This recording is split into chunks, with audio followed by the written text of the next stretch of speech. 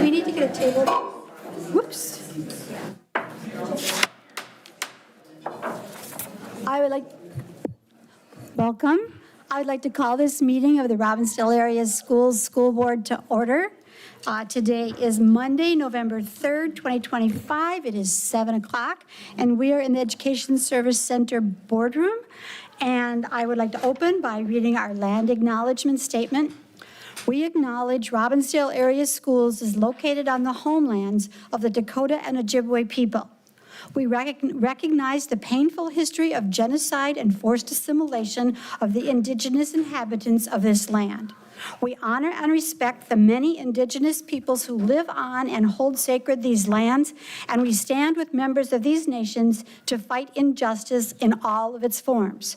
We uphold the preservation of Dakota and Ojibwe languages, land-based education, and tribal sovereignty.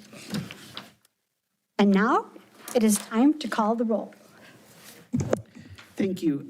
Director Bassett, absent. Director Bowman is here. Chair Evans-Becker. I'm here.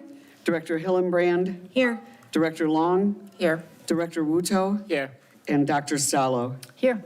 Okay, we have a quorum, so let's get going. First thing up on the agenda is approval of the agenda. Do I have a move to approve the agenda? So moved. Moved by Director Hillenbrand. Second. Seconded by Director Wuto. All in favor, please say aye. Aye. Opposed, say nay. We have an agenda already. First thing up after that is the Comprehensive Achievement and Civic Readiness and Achievement and Integration Annual Report. That was easy to say. Superintendent Stallo. Excellent. This evening, we have Senior Director of Teaching and Learning, Becky Brodier, and Director of Achievement and Integration, Beth Tepper, who are going to be sharing with you the results of last year's goals around the Kecker report. We'll just do the little shorthand on that. So they will be sharing that. This is a requirement of MDE as part of our state accountability report. We're also using this as a public hearing. So at the conclusion of this presentation, if there's anyone in the audience who wants to speak to this topic, I know several of you spoke to other topics earlier, but if you want to speak to this topic, then we'll have a space right after the presentation is done. And with that, Becky, I'll go ahead and hand it to you. Thank you. Thank you. Good evening, Chair Evans-Becker, Superintendent Stallo, members of the board. We are here tonight to present the annual report of the Comprehensive Achievement and Civic Readiness Plan and the Achievement and Integration Plan. We ground our work in the district's mission to inspire and educate all learners to develop their unique potential and positively contribute to their community. The report you received tonight aligns to the district's mission, and the goals are designed to help us achieve our mission. The mission is our North Star.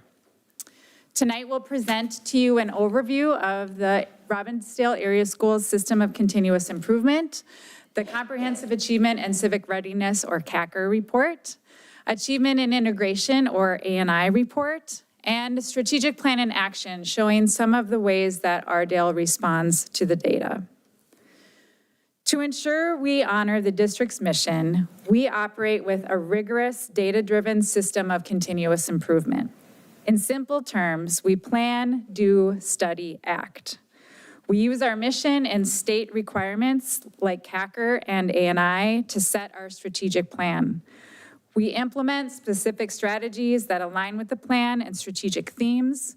We analyze data to assess our impact, and we adjust our plans to refine strategies. The Rediscover Ardale strategic plan aligns our mission, vision, and priority outcomes that are grounded in the district's commitment to equity. The 4 themes help provide a roadmap for the district and highlights how the mission and strategic plan cascade through the system, informing school and department improvement plans and ultimately improving outcomes for students. The information shared tonight includes only a small portion of the data that the district collects, analyzes, and acts upon. We plan to bring additional data to the board in the future to share with the board and the community, as well as a deeper analysis of the information you see here tonight. The annual report we are sharing tonight will cover the goals and corresponding data from last school year, as Dr. Stallo said, the 2024-25 school year. Legislation requires these reports are submitted to you each fall. The strategic plan of Robbinsdale area schools aligns with the 5 goal areas required by the Comprehensive Achievement and Civic Readiness Plan. Those goal areas are shown here. All students are ready for school. All racial and economic achievement gaps between students are closed. All students are ready for career and college. All students graduate from high school, and all students are prepared to be lifelong learners. Our first goal is all students enrolled on the first day of kindergarten have completed screening before the 31st day of kindergarten. As you can see here, the district consistently achieves more than 99% in this area as we strive for the goal of 100%.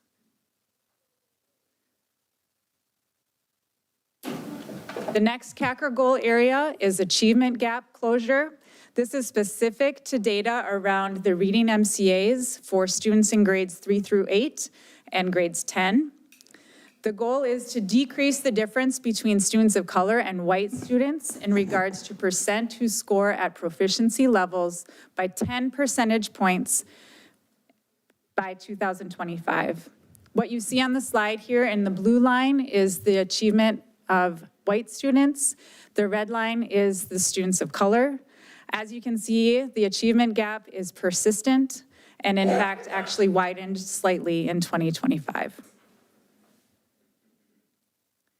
The next goal area is ready for college and career. We measure this through the number of career and technical education and college and credit-bearing courses students are enrolled in.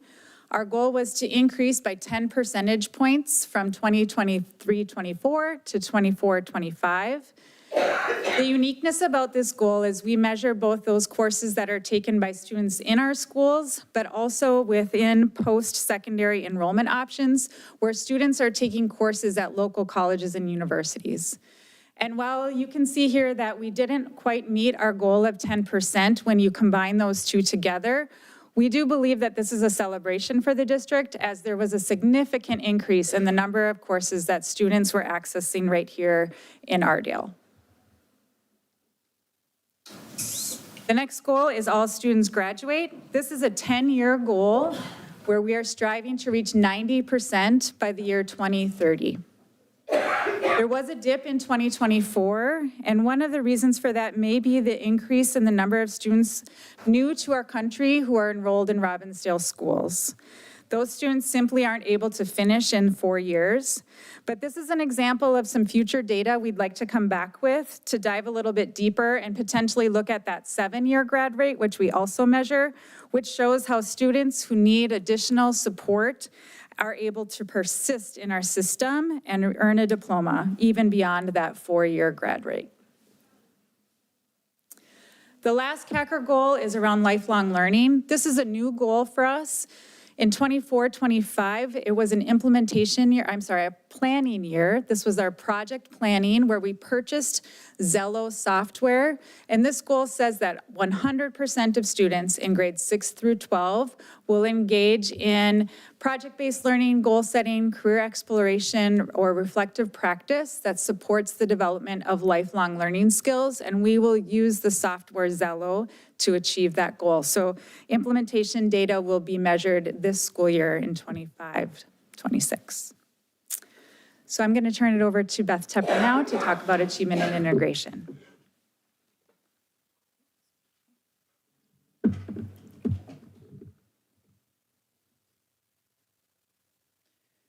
So the purpose of achievement and integration is to pursue racial and economic integration, increase student achievement, create equitable and educational opportunities, and reduce academic disparities based on students' diverse racial, ethnic, and economic backgrounds in Minnesota public schools. In Robbinsdale, we are identified as a racially isolated district by the Minnesota Department of Education because we have a higher proportion of protected class students or students of color compared to our adjoining districts. We do have racially identified schools, And that means a school where the percent of protected class students in a school is more than 20 percentage points above the percent of protected class students or students of color in the entire district for the grades served by that school. And our two racially identified schools are Meadow Lake Elementary School and Northport Elementary School. This slide just shows a depiction of our demographic breakdown. And what's key here is that this snapshot represents the diversity of our students. And when we think about the diversity of our students and families, it brings a call to action for us to meet the unique needs of all. So when we really think about believe, belong, become, we want to think of all of the students that are in this slide. Next slide shows a little bit of our historical demographics. It's a little bit smaller, but if you want to take a look at the legend on the right, you can see the colors correspond to the lines there. And what I found was interesting was that with our Hispanic and Latino population, we grew slightly. In addition to our more races category, we grew slightly, and we stayed about the same with our American Indian students, and we dipped slightly with our white students. We have goals that are in our achievement and integration plan, and one of our goals is with our licensed staff of color. The goal is to increase Robbinsdale area schools' students' access to the number of racially diverse teachers from 6% in 2022 to 10% in 2026. You can see over the years where we were at. In 21, 22, we were at 6%. 22, 23, we maintained. 23, 24, we grew to 7.3%. 24, 25, we made a slight increase to 7.55%. And again, our goal in 25, 26 is 10%. The next goal is with our protected class achievement. Robbinsdale area schools will increase the percentage of students scoring at a proficient level on our state accountability, or MCA's, reading assessments of the protected class students by 5 percentage points from 30.6% in 2022 to 35.6% in 2026. And as you can see, in 22, we were at 30.6%. We took a dip in 23 to 26.9%. And we took a gain in 24 to 29.6%, and down ever so slightly in 25 to 28.7%. And our goal in 26 is 35.6, so we have a ways to go. With our graduation rates of our protected classes, we have a goal to increase the four-year graduation rate of the protected class students by 5 percentage points from 78.9% for the class of 21 to 83.9% for the class of 26. In 21-22, we were at 78.9%, 22-23, 82.2%, 23-24, 77.2%, 24-25, 75.4%, and again, our goal is 83.9% for this class of 26. And the asterisk I'd like to draw your attention to is that this is based on data for the prior year. The next goal for achievement integration is with protected class achievement in racially identified schools. Both Northport and Meadow Lake will increase the percentage of students scoring at proficient levels on state accountability reading assessments of the protected class students by 5 percentage points by 2026. Northport's data shows that we were at 26.9% in 22, Meadow Lake 28.7. In 23, Northport was at 21.7%, Meadow Lake was at 31.6%. In 24, Northport was at 25.4%, Meadow Lake 28%. And in 25, Northport showed significant gain at 31%, and Meadow Lake took a dip to 21.6%. And again, our overall goal For Northport is 31.9%, and Meadow Lake, 33.7%. Our next goal is with racial integration. So this slide represents what we did with Freedom Schools. So we have this summer program that was held at Meadow Lake Elementary this summer.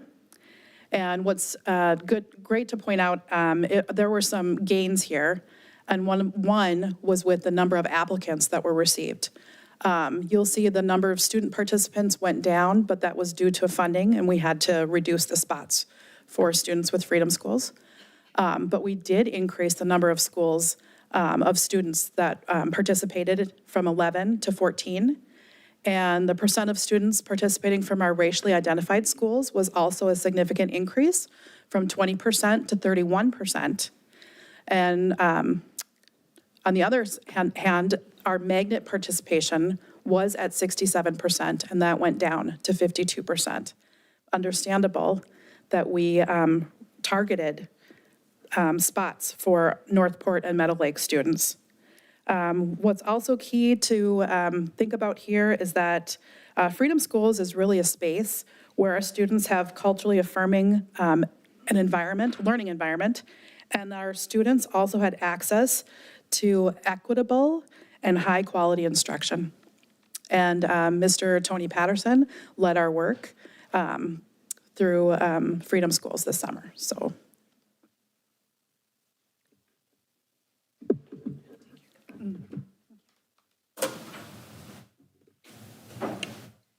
So now we're going to highlight a few of the ways the district is responding to the data. As you've seen tonight, the work of the district is aligned to both the comprehensive achievement and civic readiness and achievement and integration plans. The high-level goals outlined here translate into actionable steps for every school, every department, and every classroom. They are across two primary strategic themes. First, academic achievement, and secondly, student engagement and wellness.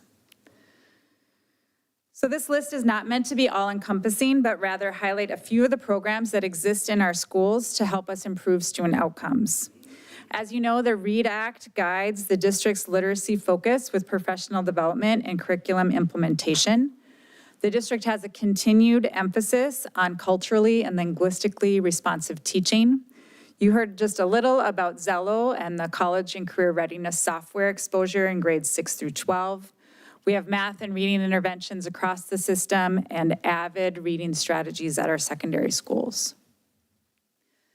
Secondly, we know that when students are engaged and well, they do better.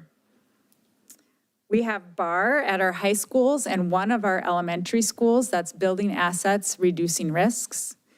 Catalyst Professional Learning and Strategies, K-12, along with restorative practices and social emotional curriculum.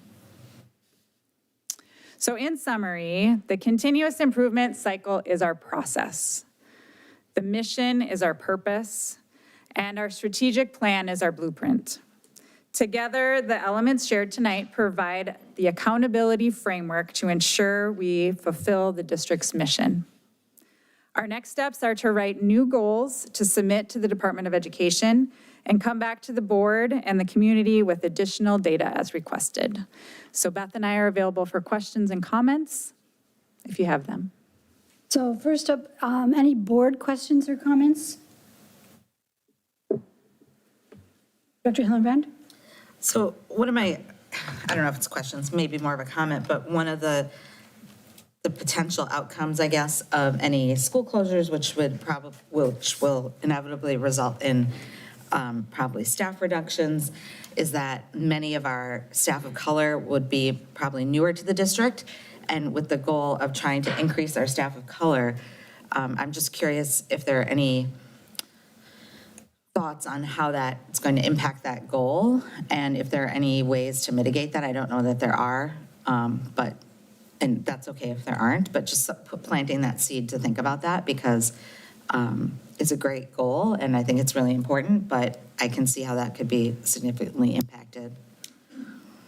One of the things we've thought about also is we have a Grow Your Own program that we're really hoping we'll be able to maintain that to attract and retain students or staff who want to be teachers. So that's really important that our students see those in front of them who look like them. And we also think it's important, and we need to continue that. Any other board questions or comments before we open it up for public? Dr. Buto. Yeah, so I also noticed you stated that the graduation rate was impacted by the new students from other countries that are joining us. Is there any of such information as far as the MCA scores? We certainly do have MCA scores with the students with all of our students, if they've taken that assessment. I don't have those percentages here for you tonight, but we can bring those back. Thank you. Dr. Long? So I'm just wondering about, the gap between our students of color and our white students doesn't really seem to be changing at all. So what are we going to be changing in the plan so that we can see some growth there? Yeah, so those are the next steps that we have to gather input from both the board and the community. Our district curriculum advisory committee will be engaged in that process as well. We had our first meeting of that group just a couple weeks ago. So that's our next step in our meeting, along with learning leaders, district and building administrators, getting input to inform those changes so we can try to impact that gap. If the gap is predictable, it should be preventable. So what are the actions that we can take to reduce that gap that has persisted in our district and in our state and country for many, many years? Thank you. I guess I kind of have a follow-up to that too. Is that gap just because of academics, or is there a social aspect to it? Like, do we have any ideas of why? So the data that we presented tonight was strictly MCA reading scores. So gaps in other areas would be information we could look at and bring back to you, certainly. Yeah, well, okay. I'm just wondering about Zello. How is Zello going to create lifelong learning for our students? Zello is a new program for Robbinsdale schools. It's a platform where students engage in activities, goal planning, things like that. And so through the engagement in those activities, that will help us meet that goal of the CACA requirement of establishing lifelong learners. So we don't know how, really, or? Maybe I'm misunderstanding your question, I'm sorry. I just don't, what is in the Zello system that's going to create lifelong learners Sure. for our students? I think it Or might- the want to be lifelong learners? I think it might be beneficial if we brought back more information about the specific activities students would we can show that to you. Maybe Dr. Stello at a work session or something to give you some more specific information about the activities that are in that platform. There are many activities around goal setting, career exploration, engagement in all kinds of different ways that might be beneficial for you to view. All right, seeing no more hands at the board table, if there are people in the audience who want to make a comment or have a question, this is the public forum time, and so you can line up over by the microphone. If there aren't, it's okay too, but just give you a minute to decide.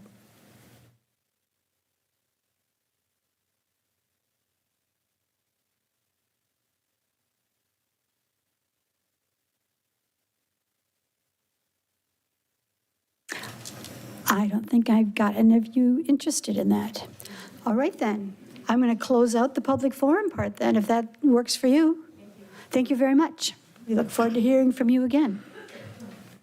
Okay, next up on our agenda, Ardale Proud, School of Engineering and Arts, Superintendent Stallo. Excellent. Good evening, all. This is one of the highlights of all of our school board meetings.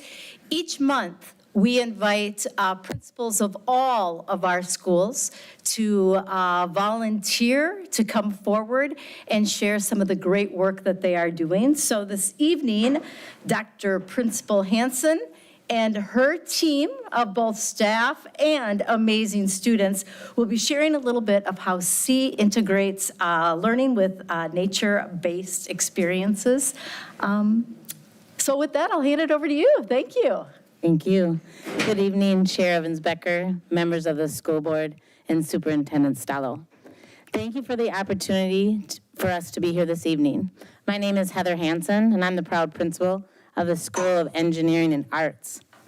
I'm here tonight with a team of people, family members, parents that came tonight, but also our admin intern, Kelly Delacruz, our second grade teachers, Martha Hovde and Toby Kreifels, and our students, fifth grade students, Drexton, Maddox, Greta, and Jane.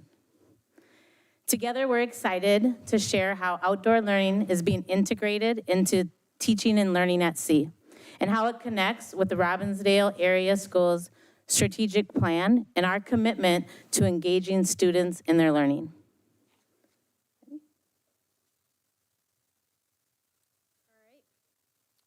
So C is, the C mission statement tries to provide a stimulating and engaging atmosphere that fosters all students' innate curiosity and joy of discoveries to achieve high levels of success. And also students will positively contribute as members of a diverse and global community. Okay. And outdoor learning is an educational approach that takes learning into the beyond the traditional classroom and into natural or outdoor environments. Or you could also say that outdoor learning empowers students to learn through experience and see the world as a classroom filled with opportunities for discovery.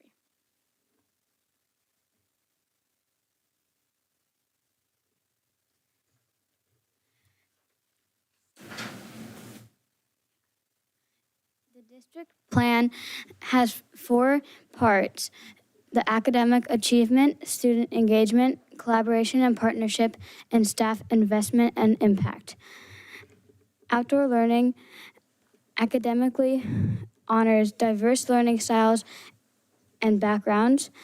Student engagement fosters creativity and curiosity and inquiry-based learning. Collaboration and partnership. C has partnerships with the Jeffers Foundation, the DNR, Eagle Scouts, and parent volunteers. Staff investment and impact. Staff development and planning, preparation, supported by admin and teacher leadership. Benefits of outdoor learning. Outdoor learning nurtures the entirety of a child academically, socially, emotionally, and physically. It engages their senses, curiosity, and creativity to deepen understanding and make learning more meaningful. Outdoor experiences improve focus, motivation, and academic performance. Being outdoors helps reduce stress and anxiety. Some more benefits of outdoor learning are taking care of outdoor learning spaces, gardens, and habitats, instills a sense of accountability and stewardship. Outdoor learning can connect schools with local parks, nature centers, and environmental organizations. Outdoor learning honors diverse cultural relationships with nature and creates inclusive learning spaces.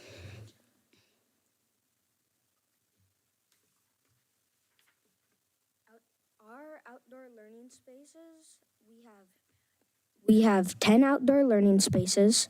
My personal 2 favorites are the Big Rock Woods and the Secret Woods. I'll tell you why. Number 1, we got to observe flowers grow in the Big Rock Woods. We got to plant trees to help the ecosystem. We also got to watch a bee's nest grow. In the Secret Woods, we got to watch an animal decay, and we had academic time to build forts out of natural resources. Some other outdoor learning spaces we have are the Pollinator Garden, Chickadee Landing, and we have flood mitigation. So in flood mitigation, it's like, have you guys ever seen those theaters with the big seats almost? Amphitheater.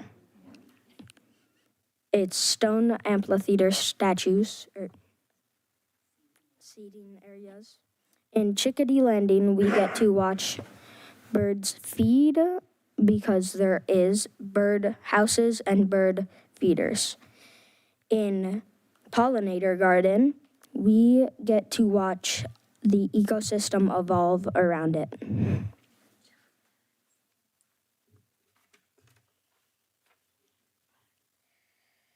Some of C's learning highlights include trout, weather graphing, and science notebooks.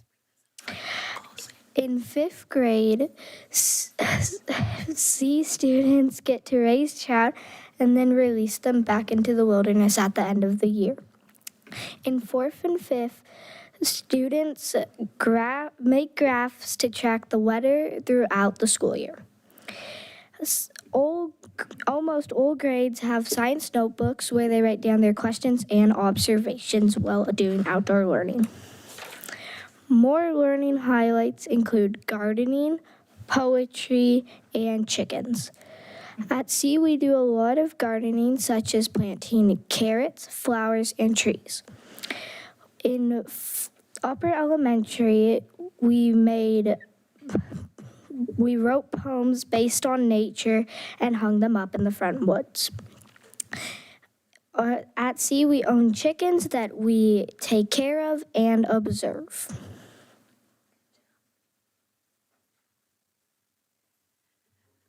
Well, I'm going to talk a little bit about how everything's integrated, because when you get everything integrated across those curriculum areas, it really cements all the learning and ties it all together. And like Jane talked about the trout presentations, as a teacher of a younger grade, when the 5th graders come in to the younger grades and teach us all about the trout, and it is just fantastic. They make the presentations, they take the questions from the kids, they do a fantastic job. And she also talked about weather. Not only do we collect the weather, but they also write about the climate of Minnesota and compare it to other states. And we also integrate social studies at that time. And they talk about the states and landmarks in those different states. In gardening, we also graph what they have in the garden, just fantastic. The listening walks were integrated with music. Our music teacher went out and did listening walks, and they made instruments and heard different musical sounds in nature. And the ever popular pumpkin drop, we do grow pumpkins, and in the pumpkin drop, it is so much excitement. They design not only for like a couple weeks before a contraption to protect the pumpkin, and they have to collect recyclable items to make that contraption. Just absolutely fun. And the flood mitigation system, I know Maddox said it was the amphitheater. Oh, it's more than that. If you want to see something exciting, one of the 2nd grade standards is following where rainwater goes. And those kids' excitement as they followed where that water went, just beyond belief. Number one, just being out in the rain was fun. And then when they got to follow it down to the drain, they thought this was the coolest thing ever. We also do force and motion sledding, all-time favorite. And seed dispersal, how different seeds travel. They go out and it starts when they get a burr stuck on them on a forest walk. Then they wonder how that happened. And then the next thing, they're designing and engineering new ways for seeds to disperse.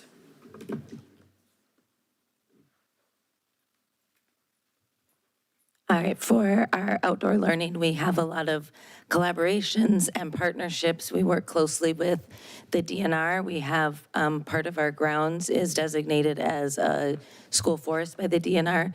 So they come out and work with us. We have a school forester that works with us on taking care of the school forest. We've worked closely with The Jeffers Foundation, they do a lot of outdoor learning and tying it not only to science, but to other content areas as well to really integrate and teach all content outside. We work with field trips, doing a lot, especially with the Three Rivers Park District. Richardson Nature Center is one of those. Eagle Scouts and Seven Dreams Foundation have been instrumental in supporting some of the infrastructure we have in our outdoor classroom spaces, as well as providing materials for students for learning outside. We work closely with district buildings and grounds to help care for our spaces and in installing different outdoor classroom spaces as well. And for professional development, that's been a really big piece in making outdoor learning happen at sea because teachers have to understand how to effectively use the outdoors as a classroom. And it's not just being outside, but really integrating that into our learning. So the Science House from this is part of this Science Museum, and they were instrumental in the initial professional development when C started. The C STEAM coordinator that we had in the beginning years really connected with teachers on modeling lessons as well as coaching, leading PD, and bringing in other organizations like the Jeffers Foundation. Hamline University's Center for Global Environmental Education has provided a lot of resources. We're currently working with the Science and Engineering Practices in Action modules that they have created. And we had teachers in this photo here that participated in the teacher field school in the past, and that was a volunteer opportunity that those teachers gave up a few weekends during the year to really immerse themselves in outdoor learning.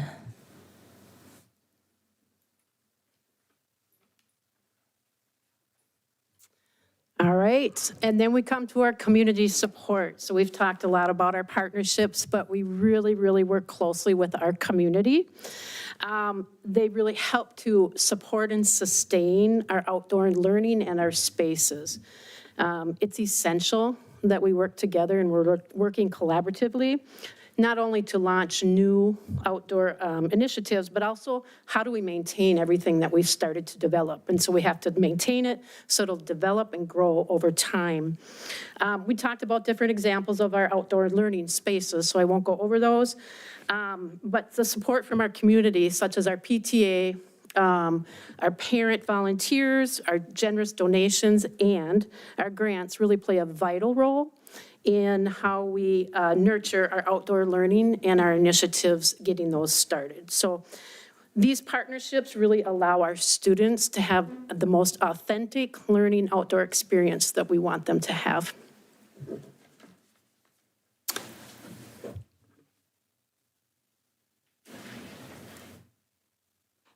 As we've incorporated outdoor learning at the School of Engineering and Arts, it's been inspiring as a principal just to talk to teachers and parents within our community. I talked to Liz Kinville, she's a 4th grade teacher at the School of Engineering and Arts, and she told me, because they all knew that we were coming here to present, and I was asking her if she had a quote, and she said, well, I've taken my students outdoors every day for 2 years.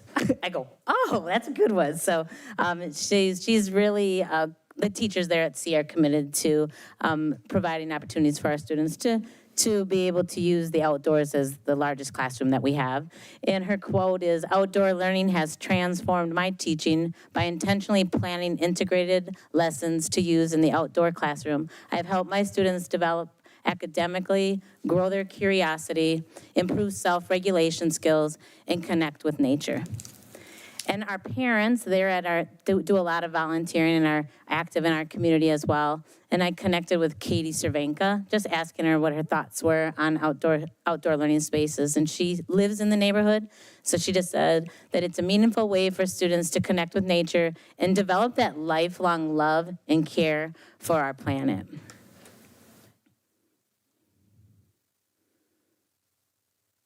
We'd also like to thank, again, on behalf of C, We want to thank Chair Evans-Becker, Superintendent Stallo, and members of the board for your continued support of innovation and experiential learning opportunities within Robbinsdale area schools. Thank you for having us. Thank you for listening.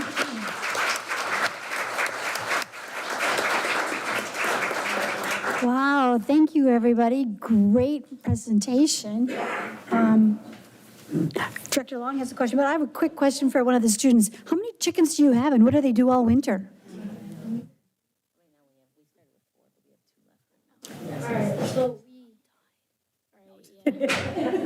Yeah, we used to have 4, but now we lost 2 and we only have 2 left. Okay, do they stay outside all winter? What? Do they stay outside all winter? Yeah. Okay, Director Long? So I was wondering if you could give us some more details on what do you mean by community support, and how do they help maintain things? And what is it that needs to be maintained around there?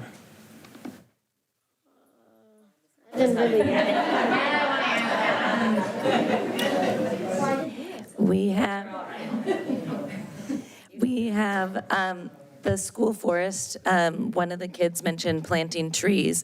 So we've done tree plantings with the help of the DNR and parent volunteers, community volunteers, removing buckthorn and other invasive species from the forest, taking care of the chickens because they need regular care.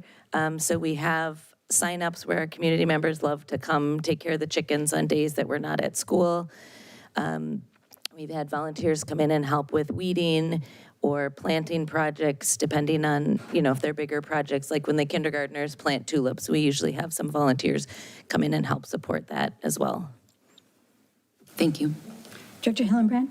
I was just curious, on the radio today, they were talking about native treaty rights and trout fishing, and just made me think, as you do these units on things outside and connected to nature, how do you integrate, or do you integrate some, it seems like a great opportunity to integrate learning on our native populations, and just curious if you intentionally do that and how you intentionally do that, or if that's something that might come in the future.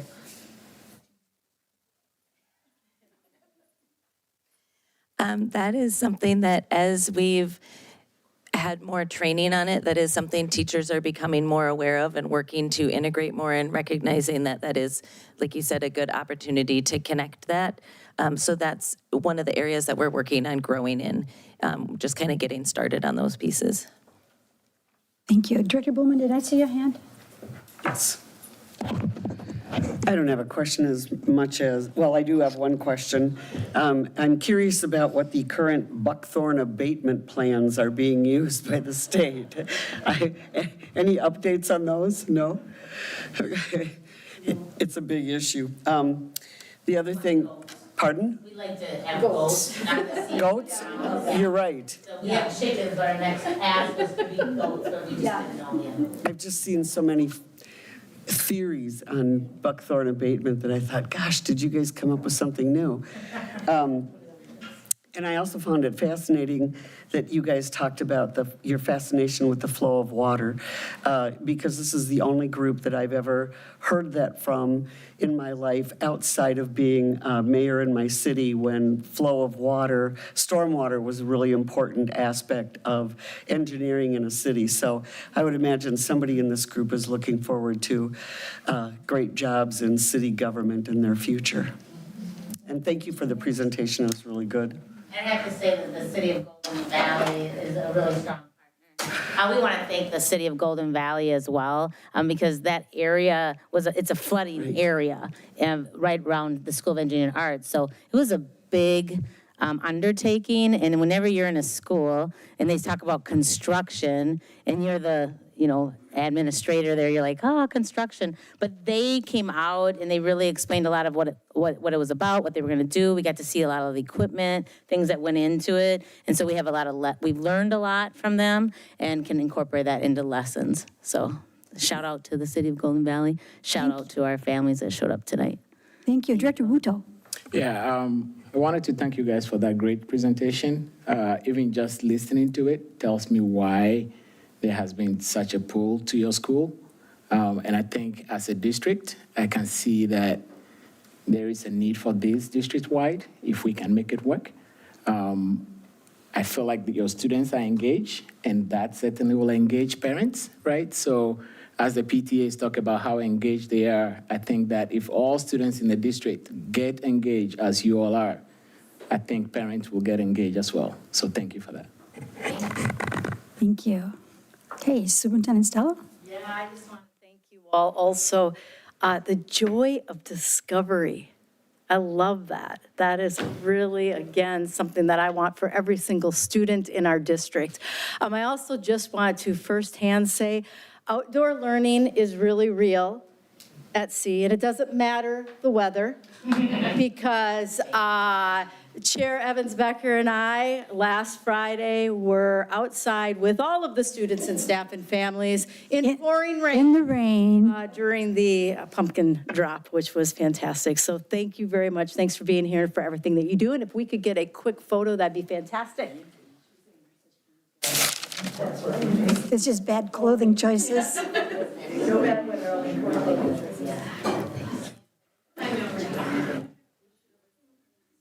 You guys did a great job, by the way. Really good job, you guys.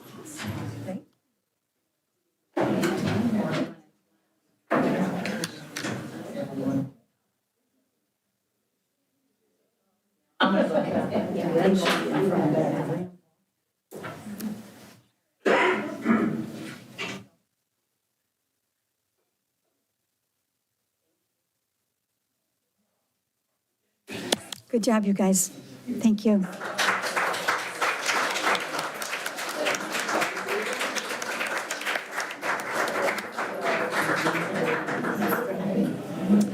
Wow, how to follow that? Alrighty, the next thing on our agenda is the consent agenda.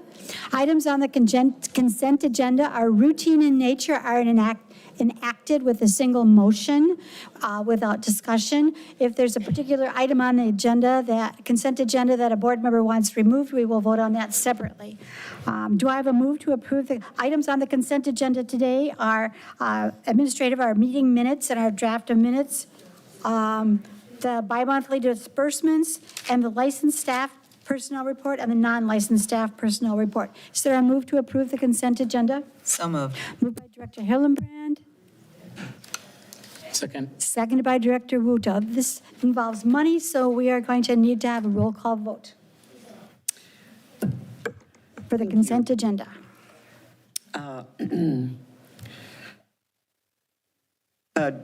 Director Bowman votes yes. Chair Evans-Becker? Yes. Director Hillenbrand? Yes. Director Long? Yes. Director Wuto? Yes. 5 in favor, none opposed. All right, we've approved the consent agenda. Now, moving on to unfinished business. We learned about this at our study session last time. It's the application for cooperative sponsorship for Armstrong Cooper Boys Lacrosse. And Director Williams? Yes, good evening, Chair Evans-Becker, Superintendent Stalo, members of the board. I am here requesting approval of the cooperative sponsorship application for boys lacrosse for Armstrong and Cooper high schools. As we talked about last meeting, boys lacrosse roster numbers for both Armstrong and Cooper have decreased over the past few years. These low numbers have made it difficult, we'll have limited roster opportunities for student athletes as we are unable to field competitive levels. Entering into a cooperative sponsorship will allow for the high schools to field at least 2 solid teams that can compete at the level appropriate of our enrollment. These boys lacrosse teams will be managed by Armstrong Activities Department and compete in the Northwest Suburban Conference with the goal of adding tri-metro opponents as non-conference games. Thank you. We discussed this, we learned about this at our study session. Does anyone have a question that hasn't been asked or needs more information? In that case, could I have a move to approve the application for cooperative sponsorship for Armstrong Cooper Boys Lacrosse? So moved. Moved by Director Wuto, I'll second. seconded by Director Hillenbrand. This is a roll call vote. So let's vote. I'm ready to take the roll. Director Bowman votes yes. Chair Evans Becker. Yes. Director Hillenbrand. Yes. Director Long. Yes. And Director Wuto. Yes. 5 yes, 0 no. It is approved. Thank you. We'll sign that off tonight. Okay, next item is the school board governance procedure and the governance procedure handbook. We started looking at this in June as a group. Director Bowman and I worked on it for months, especially Director Bowman. And so it's time for us to vote to approve it. There's a sheet of, Director Bowman, you want to tell them about the sheet of the Sure. updates? Sure. You were all given a 2-page sheet of all the things that were changed since the last time we presented you with this document. There's nothing substantive other than the request from Director Bassett, which is on page 2728, adding the language about collaboration. And I have included all of that in here. The greater section of this document includes all the links that were tested for accuracy and all of that. So I've got a little bit of work to do with Molly, but for the rest of it, I now, just for your own personal knowledge, I almost have this handbook completely memorized because I have spent I became one with the handbook during all the edits for all the specific details.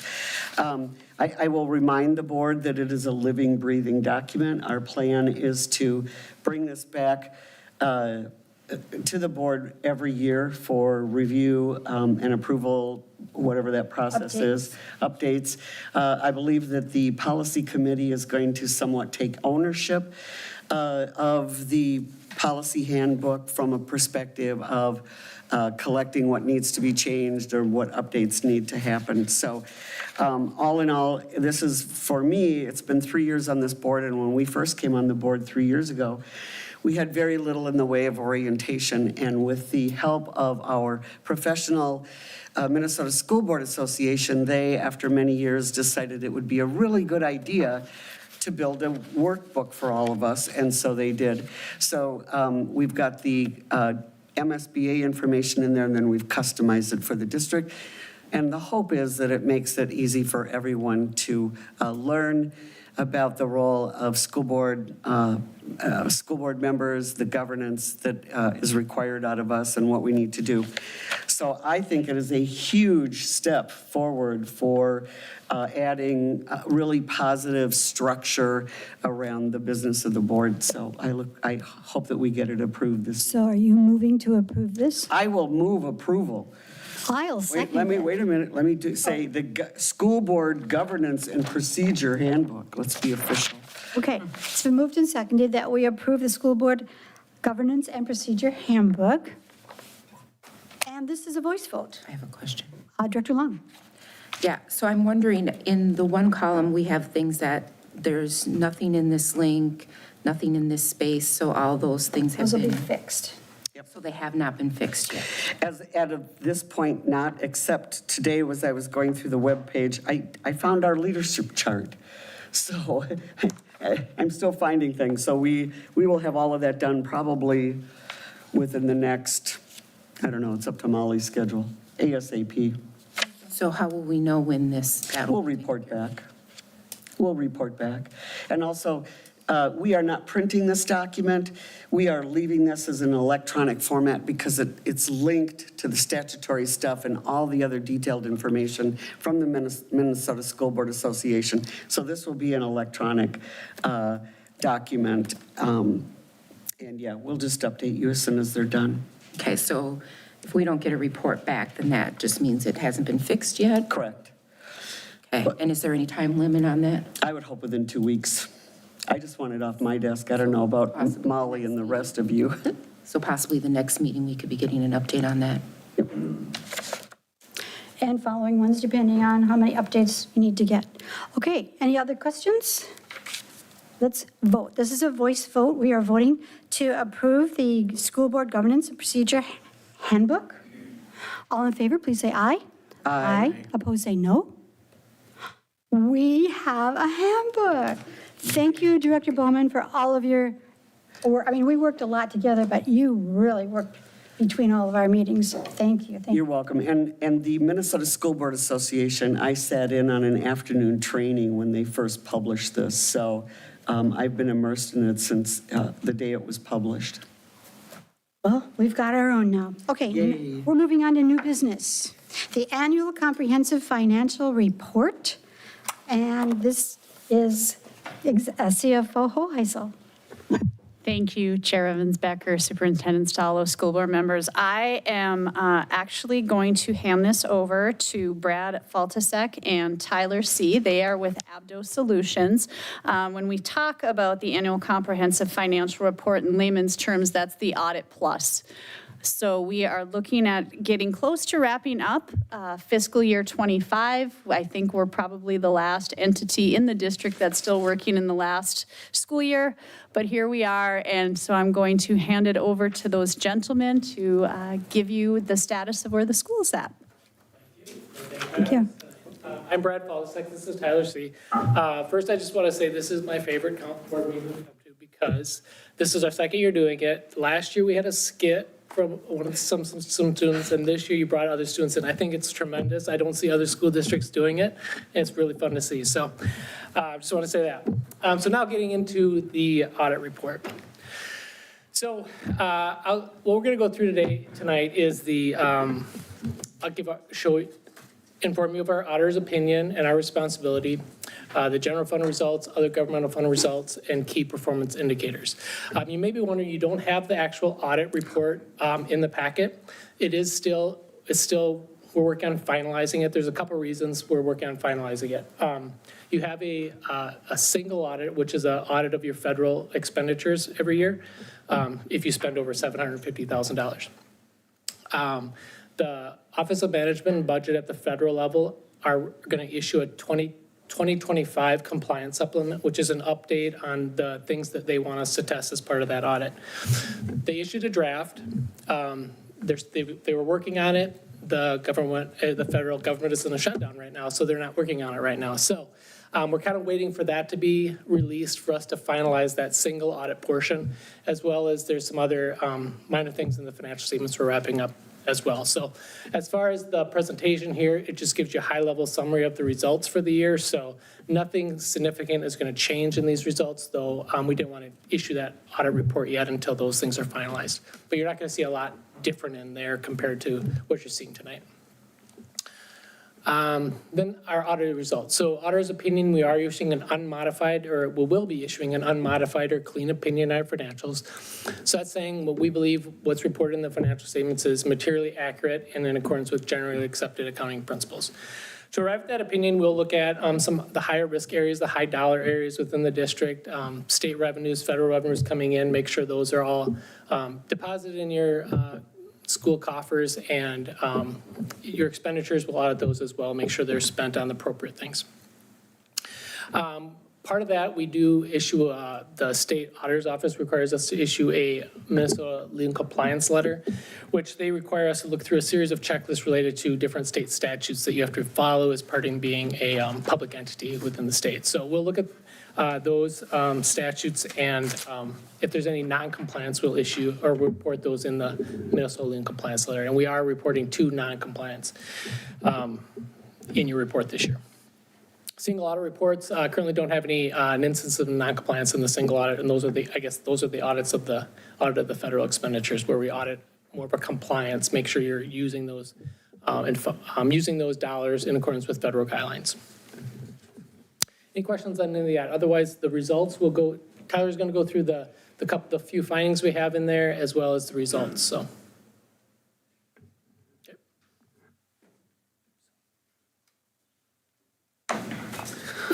All right, so we do have, as Brad mentioned, we do have 2 compliance findings this year. These compliance findings were actually on last year's audit report as well, and they both relate to student activity accounts. So essentially, we found during the audit there were some accounts with deficit balances, and also some student activity accounts without purpose summaries. This is just essentially some statutes that are, relevant to student activity accounts, and if the district is not in line with these statutes, we have to issue those findings. So those two findings remain from last year. We also have a material audit adjustment finding, which is technically an internal control finding. Essentially, what this means is that during the course of the audit, we did propose adjusting journal entries that were deemed material to the financial statements. So that was also a finding last year. This year it was due to a different circumstance, but just consistent from last year. We also, another note on this year is that the school was found to be in statutory operating debt. What statutory operating debt means is that when your unassigned fund balance in your general fund is less than negative 2.5% of your operating expenditures, you are found to be in statutory operating debt. So one thing the district will be working on is a SOD plan that is due to MDE, and that is due at the end of January. Also like to reflect on last year's audits and talk about things that were remedied in the current year. So last year there was also a finding for just having a late financial statement audit.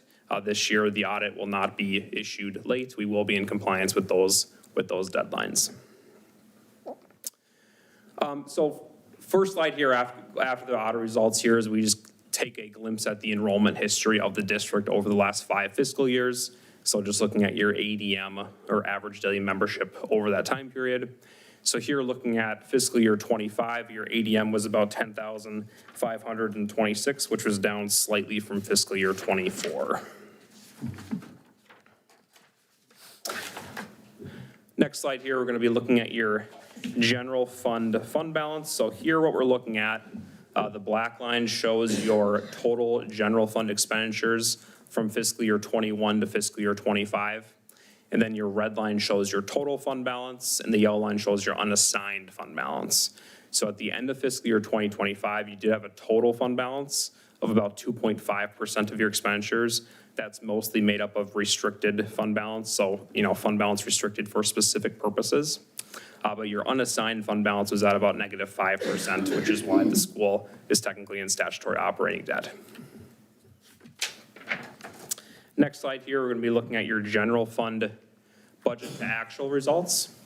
So in the left column, you're going to see your final fiscal year 25 budget for your general fund. In the middle, you're going to see the actual results for the year. And on the right, you're going to see the variance with that final budget. So looking at revenues, your revenues did come in about $6 million over your final budget.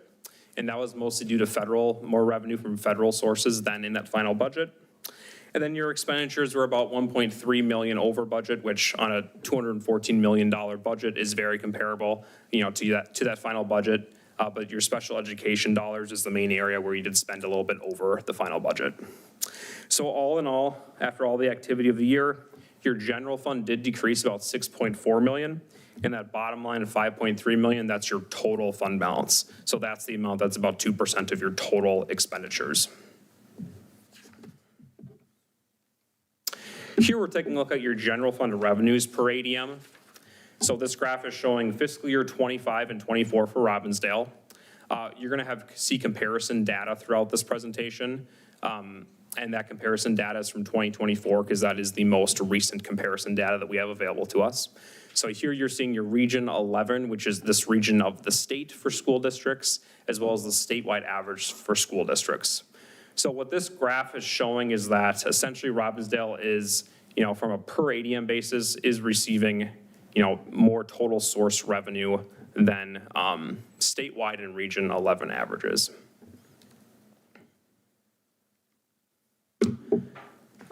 Here, another view of how you're spending your money in the general fund. Here we're looking at your general fund expenditures by object code, just broken out between salaries and wages, benefits, supplies, and purchase services, and just kind of how that's changed over the last 3 school years. Overall, very comparable, just looking at each school year.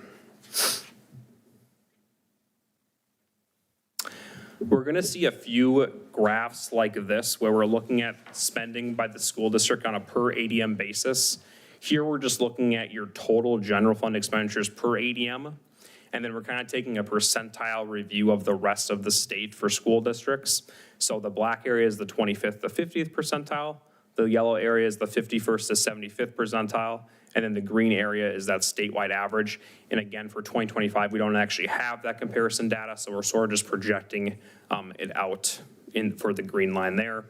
So what this graph is showing is that on a total general fund expenditures per ADM basis, the school is spending in a higher, 80th, 90th percentile in the state in this category. Moving on from the general fund, we're going to be taking a look at the food service fund now. So again, we're going to take a look at the budget to actual for the year. So on the left, you're going to see the final budget. The middle, you're going to see the actual results. On the right, you're going to see the variance with that final budget. So positive budget variances here for both revenue and expense. You had more revenue than budgeted and less expense than budgeted. So overall, your food service fund did increase about $850,000, and that $5.5 million is your food service fund ending total fund balance.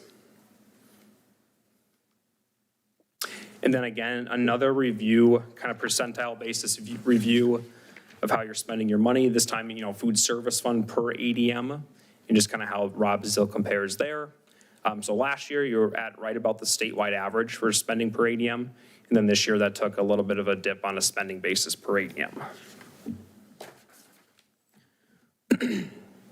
Moving on from the food service fund, here we're going to look at the community service fund, another budget to actual review here. So in general, in the community service fund, just more activity than projected. So more revenues and more expense in the food service fund. Overall, the community service fund lost about $460,000. And that $3 million amount at the bottom is your community service fund balance. And again, another review of kind of that community service fund spending per ADM.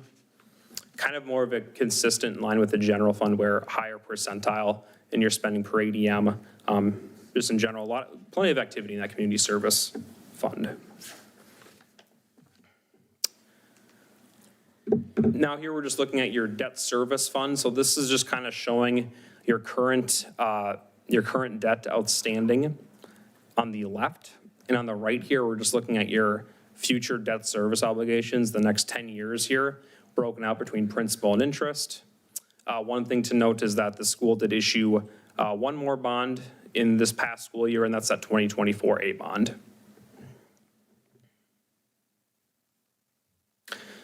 And then this is the building construction fund, and here is kind of where the proceeds for that 2024 A bond, this is where those proceeds are accounted for. So overall in this fund, kind of the story of this fund is that a lot of capital spending was put on hold in this past year. So you did spend about $8.1 million less than in that final budget. So that bond that was issued this last year, those proceeds were all spent. So your building construction fund balance did increase about $12.6 million. And that $21.2 million is your building construction fund ending total fund balance.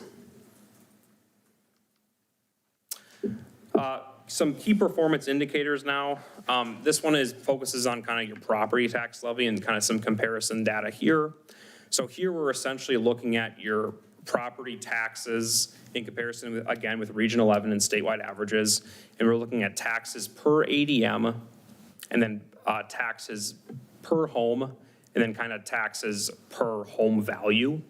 So essentially what this is saying is like on a per ADM basis, your taxes are higher than Region 11 statewide averages. But when it looks at, per home or per value, much more in line with kind of the peer groups in the state.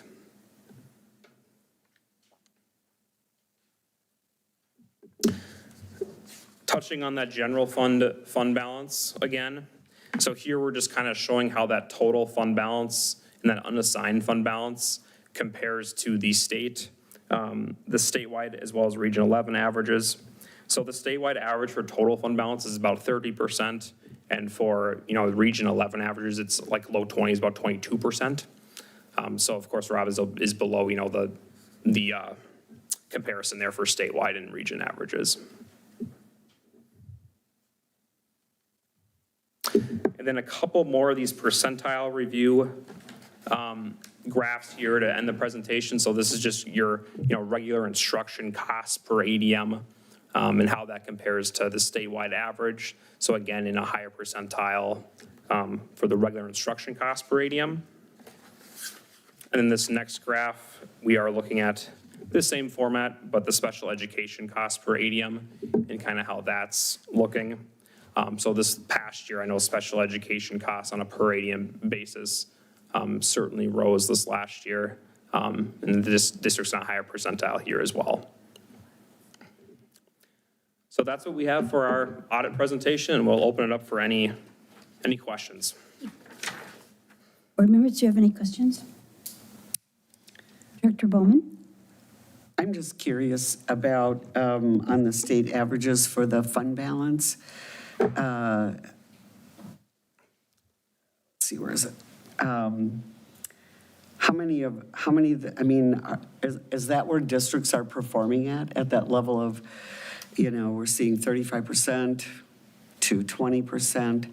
Is that pretty standard across? I mean, I see it on here, but talk to me a little more about that. I'm interested. So we do get this data from MDE, and this does compile all the school districts in the state. And as of 2024, the total fund balance average for this region of the state, and statewide averages, that's what it's at. And does that includes all of the budgets of the school district, or is that only, are the buildings? This is all the actuals from last year's audits. Right, but are they? And just the general fund. Okay, just the general fund, not the building maintenance, those kind of fund. Exactly, just the general fund. Thank you. Yep. Thank you. Director Long? Yeah, so I have a couple questions that I just ask one and then put myself back on the list. Sure. Unless it's a follow-up or something. No, they're kind of separate issues. Okay, so the one I was wondering about was what was the decrease in spending in food service? Why was there a decrease in food service?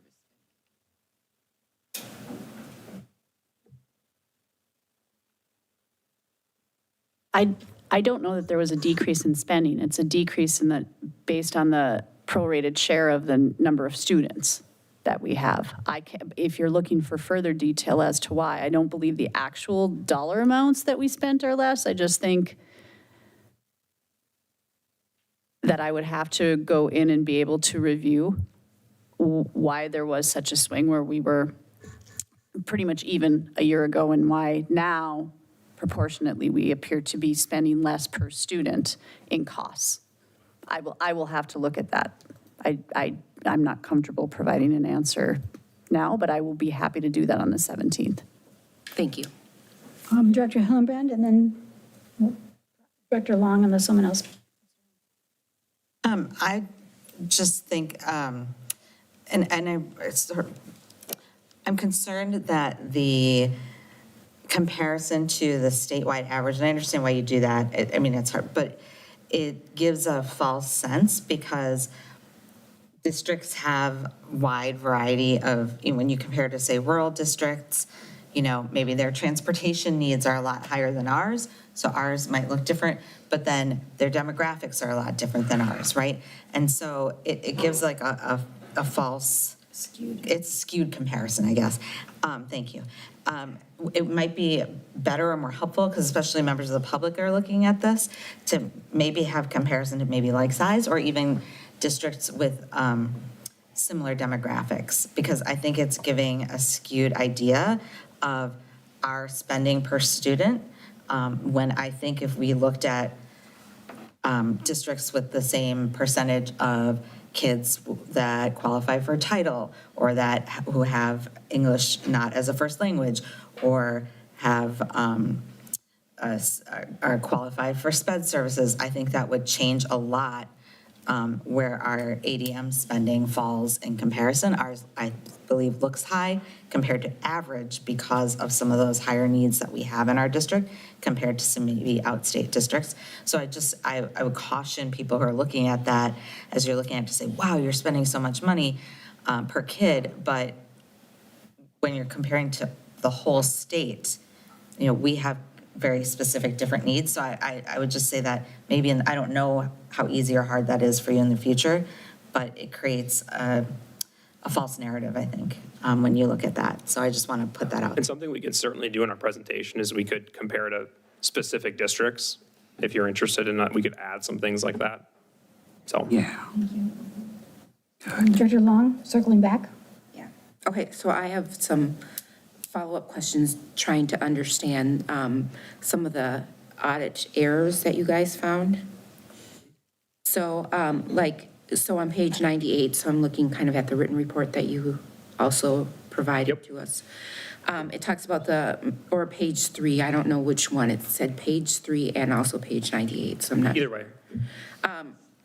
So a materials audit adjustment to accounts payable, so what is that, and what exactly is the procedures now going to be in place to make sure that that audit's not, or that error's not continuing to happen? Yeah, so the accounts payable essentially is that as of year end, there's certain expenses that the district might not have paid until after year end, but that were really related to fiscal year 25 activity. So what we did is we were looking at, invoices paid in the first few months of fiscal year 2026, so like July and August, and we found some expenses that should have been booked as a liability or accounts payable at year end that weren't. So then we proposed those journal entries, and because of the dollar amount of those transactions, that's why we had to issue the finding. So it was a significant dollar amount. It was material to the financial statements, yep. Okay. And then I don't know what procedures will be in place now so that that's not continuing to happen. Mail, chat, meet, What is, compose, inbox, 1,940. I have no idea how to shut this off. Sent. Here. Want to repeat the last couple sentences? No, thank you. I think she knows. Okay. I thought that was the answer. So as we move forward, like with any of the findings, you take the feedback, and again, admittedly, last year was with getting onboarding and being behind essentially 2 audits at that time because we were stacked with the timing of the audits. There are now things that are maybe we can evaluate further. Like with the student activity accounts, that will be addressed. We will be having conversations with our sites. We will be, process and procedure and kind of the devil's in the details when you get more into the finite information. As it relates to the accounts payable component, again, staffing is in place, systems are in place. Mistakes or oversights absolutely can happen, but every year now as we work through the audit and the timeliness of the audit and the expectations of when work is to be completed, we'll then allow ourselves time to do an evaluation to make sure everything is included. Where sometimes that doesn't happen when you're I honestly either trying to rush to get through or you're focusing on other areas to try to keep them moving to hit timelines and you're missing components. So hopefully, as long as we continue to go with being ahead of ourselves with information, and that's what I continue to try to push and catch up with information, will actually prevent ourselves from making errors or mistakes of missing something like that. Again, not intentional. It's just, it comes down to training, it comes down to timeliness, and it comes down to an opportunity to review to make sure you don't have those errors that exist before our auditing firm comes in. So is that a situation where like internal controls, like another person checking, or? It very well could be, but I would say the answer is yes. Sometimes, again, whether it be newness of staff or different process and procedure that exist, sometimes it is another lens, and it's honestly, when things slow down, you just have more of an opportunity to actually review the information that's in front of you, and instead of trying to push volumes out the door, we're now getting more fine-tuned. And with being fine-tuned, it's different sets of eyes and it's multiple opportunities to review the data from multiple people. And that will just get, honestly, I believe we'll just get better and better and better with all of the information that we're providing, the timeliness, the accuracy, and all around. It's just a natural progression as you get back to as you get systems and processes and procedures in place and caught up. And I now believe we are getting to the point where we are getting actually caught up with all of our financial information. You have another one? I have some more. Some more, okay. So just continue? Yes, please. Okay. So page 99 or 4, student account balances, the MAFA, I was wondering exactly what is that? Is that like our food accounts? Is it sports? What is it? So student activity accounts are for a variety of different purposes within the district. So essentially what that finding is those accounts shouldn't have a negative balance, and there are some accounts with a negative balance in the accounting system. So the student activity accounts are for a variety of different purposes. Marching band, whatever, clubs, And how much of a negative account do students have? Or It's the group, the the group? clubs. How much of a negative? I don't know how much of a negative it is, but it's just the fact that it's just a statute thing. So the fact that there is a negative at all is technically not in compliance with the statute. Okay.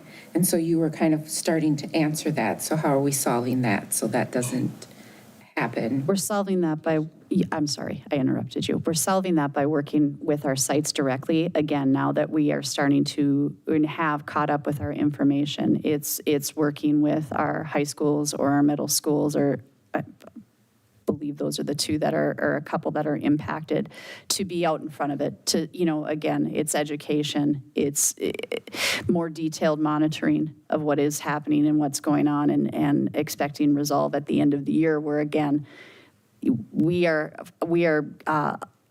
getting to a position where we are afforded a greater opportunity to get into the finite financial information as opposed to the big sweeps of information.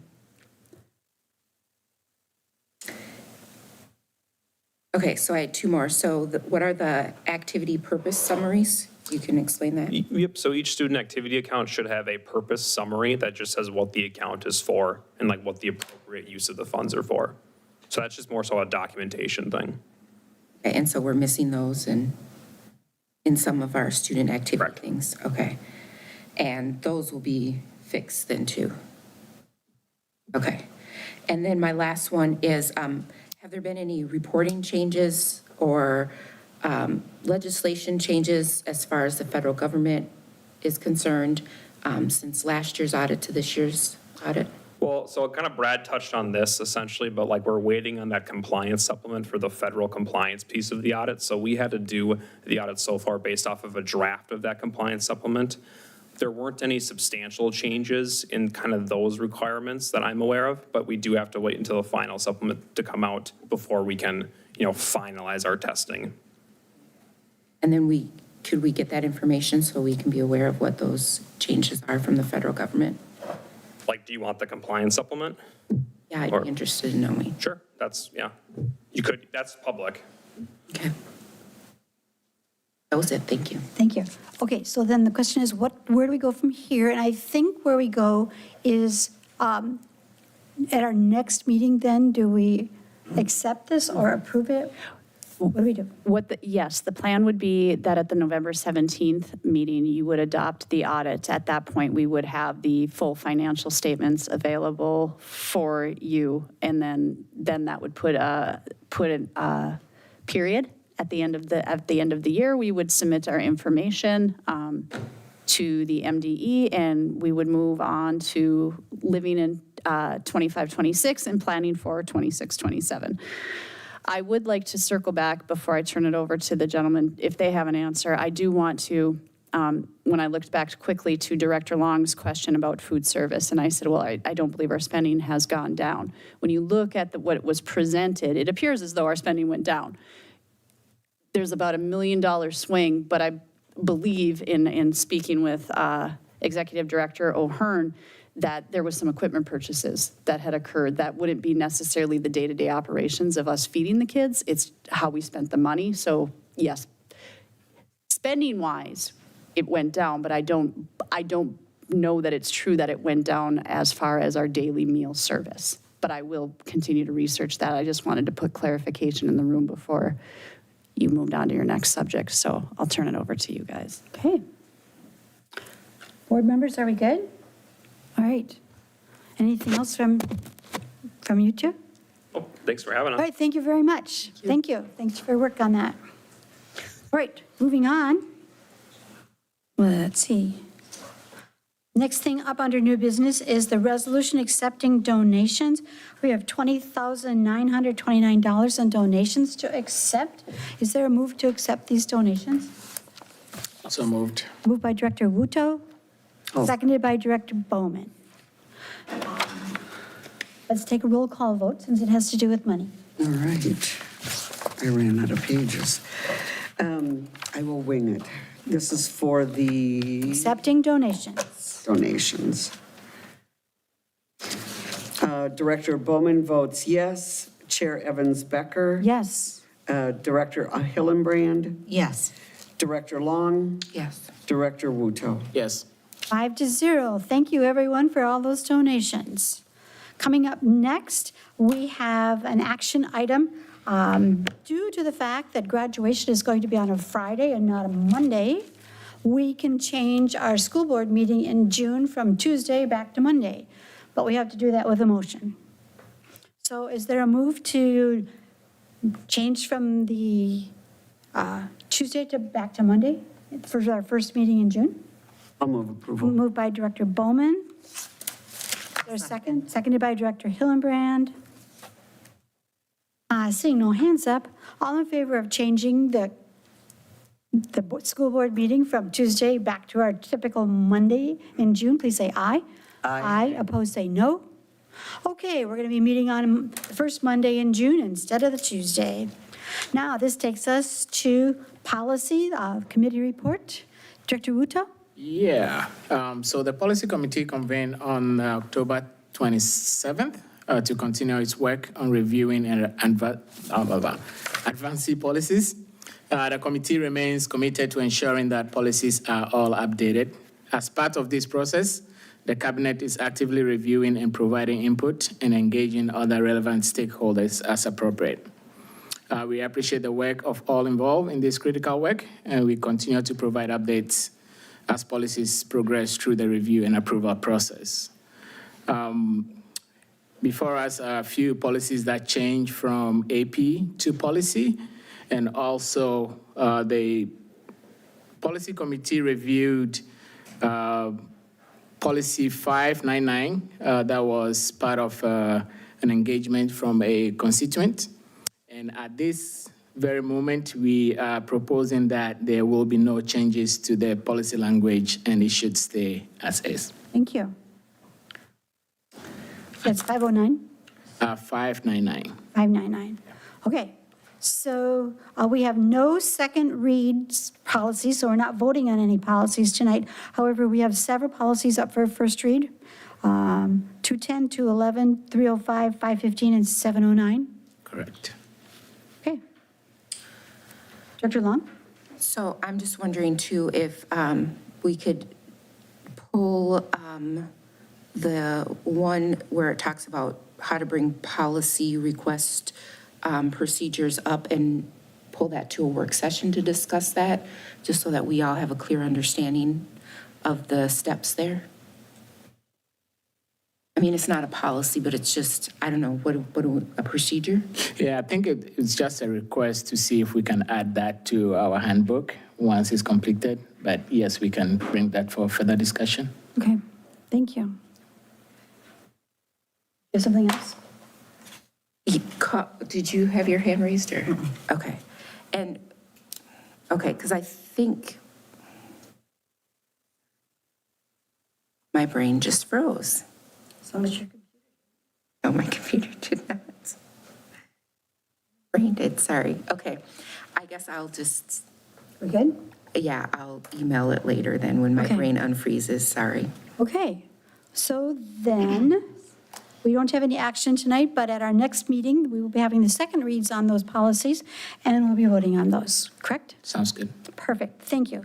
We're moving on to item number 10, administrative reports. Superintendent Stallo. Thank you very much, and good evening, Chair Evans Becker and school board directors at Robbinsdale Area Schools. Our mission is to inspire and educate all learners to develop their unique potential and to positively contribute to their community. Our collective work is focused on that mission, and tonight I'd like to share some of the work in which we have been engaged. In the priority theme of academic achievement, I'm thrilled to share that Sonneson Elementary was recently named the 2025 Minnesota's Future Award winner for excellence in literacy instruction, a statewide honor recognizing schools that are closing gaps through evidence-based teaching. This award, presented by the Minnesota Business Partnership, came with a $50,000 grant to support Sonneson's continued literacy work. The recognition highlighted Sonneson's 10% increase in third grade reading proficiency since the 22-23 school year, driven by the Bridge to Read program and strong instructional leadership from Principal Mary Jane Adams and her team. Also, in the priority theme of academic achievement, I'm excited once again to congratulate the student, staff, and advisor, Eric Zakola, as Cooper's student newspaper. The Quill has won an All-State Gold Award for the 9 issues released during the 24-25 school year from the Minnesota High School Press Association. This is the second consecutive year that the Quill has won this award. In the district priority of student engagement and wellness, Armstrong senior Moses Kamara capped an outstanding soccer career by being named Mr. Soccer for Class 3A, only one of only 3 student athletes statewide to receive this honor. Moses also earned a spot on the All-Minnesota boys soccer team for the Star Tribune for the 2nd consecutive year. Over his 4 years at Armstrong, he scored an incredible 71 goals, including 26 this season alone.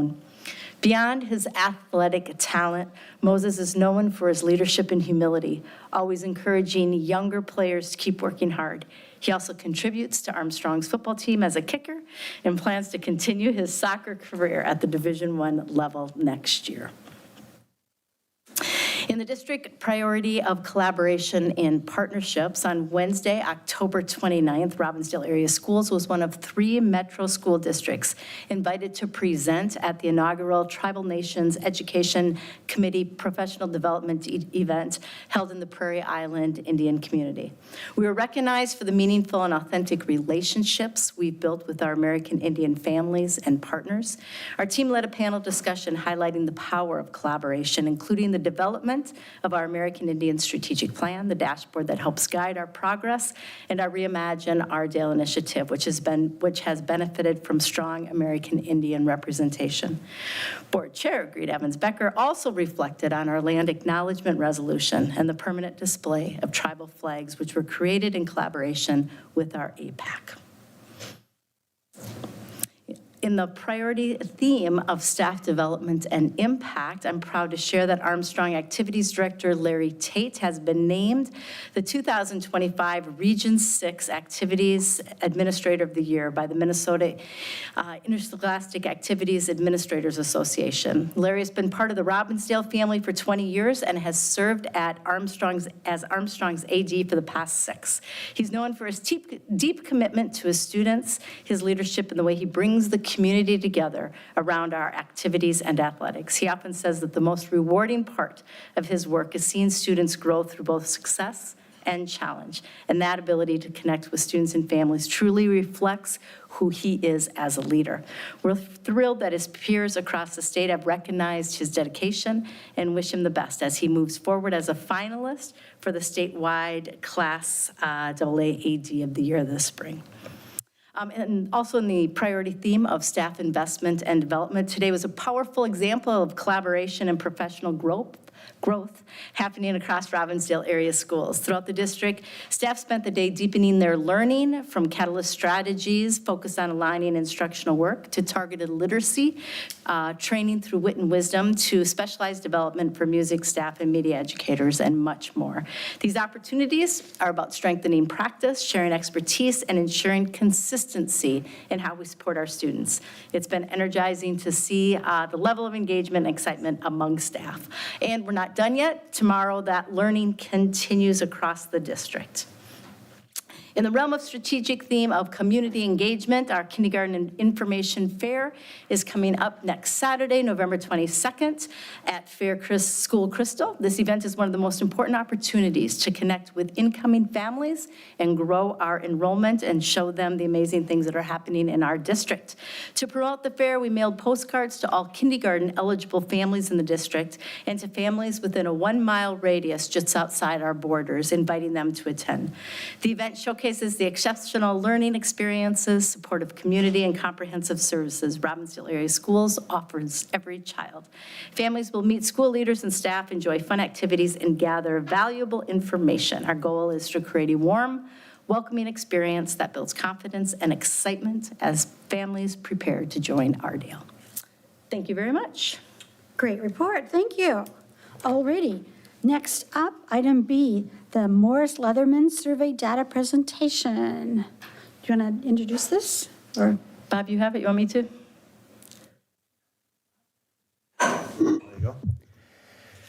Good evening, Chair Becker, Board, Superintendent Stallo. Tonight we have Peter Leatherman here from the Morris Leatherman Company to present our residential survey. You'll remember a while back we talked about the fact that we were going to do a residential survey to give us kind of an atmospheric view of where we are as a district in terms of perception, in terms of tax tolerance, in terms of Reimagine 2030 ideas. And so tonight, Peter is here with us to provide the results from that survey. Super. It's a pleasure to be here with you this evening to go over this year's results of the survey. We'll start with the methodology. We expanded the methodology. Last time I was here, we were looking at the renewal. And so that was just a community-wide survey. This time, we're looking not only at the community, but because of the issues happening with the Reimagine 2030 and everything, to get a gauge of where the parents are also. So we spoke with 400 randomly selected residents across the community. Within that, there's approximately 25% that are parents. So there's roughly 100 parents. We called an additional 300 parents. I pull out that 100, put that together, and then we have a representative sample to look at of parents and their attitudes and opinions. The interviews were conducted between October 13th and the 24th. Average interview time was 10 minutes. Non-response rate was 4.5%. Both samples are projectable to plus or minus 5%. The margin of error is determined by the size of the sample, not the percent of the population. So a 400 in the school district, Hennepin County or the state is always going to be plus or minus 5%. Putting up some demographics. First off, cell phone only households, 63%. Metro area, the landlines are hanging in there right about 10%, 1 in 10, and then both landlines and cell phones are down to 27%. Some demographics, and now this, I'm just gonna put up the overall demographics so you can see the profile of the community. The typical resident has been in the district for just over 10 years at this point. There's a lot of newbies. There are a lot of newbies in the district, and that is impacting people's familiarity and engagement in the district, as you're going to see. You do have 16% that have been in the district for over 30 years. Very young district. 29% are 18 to 34-year-olds. The typical resident is right about 45 years old. 10% indicate that they have a preschooler.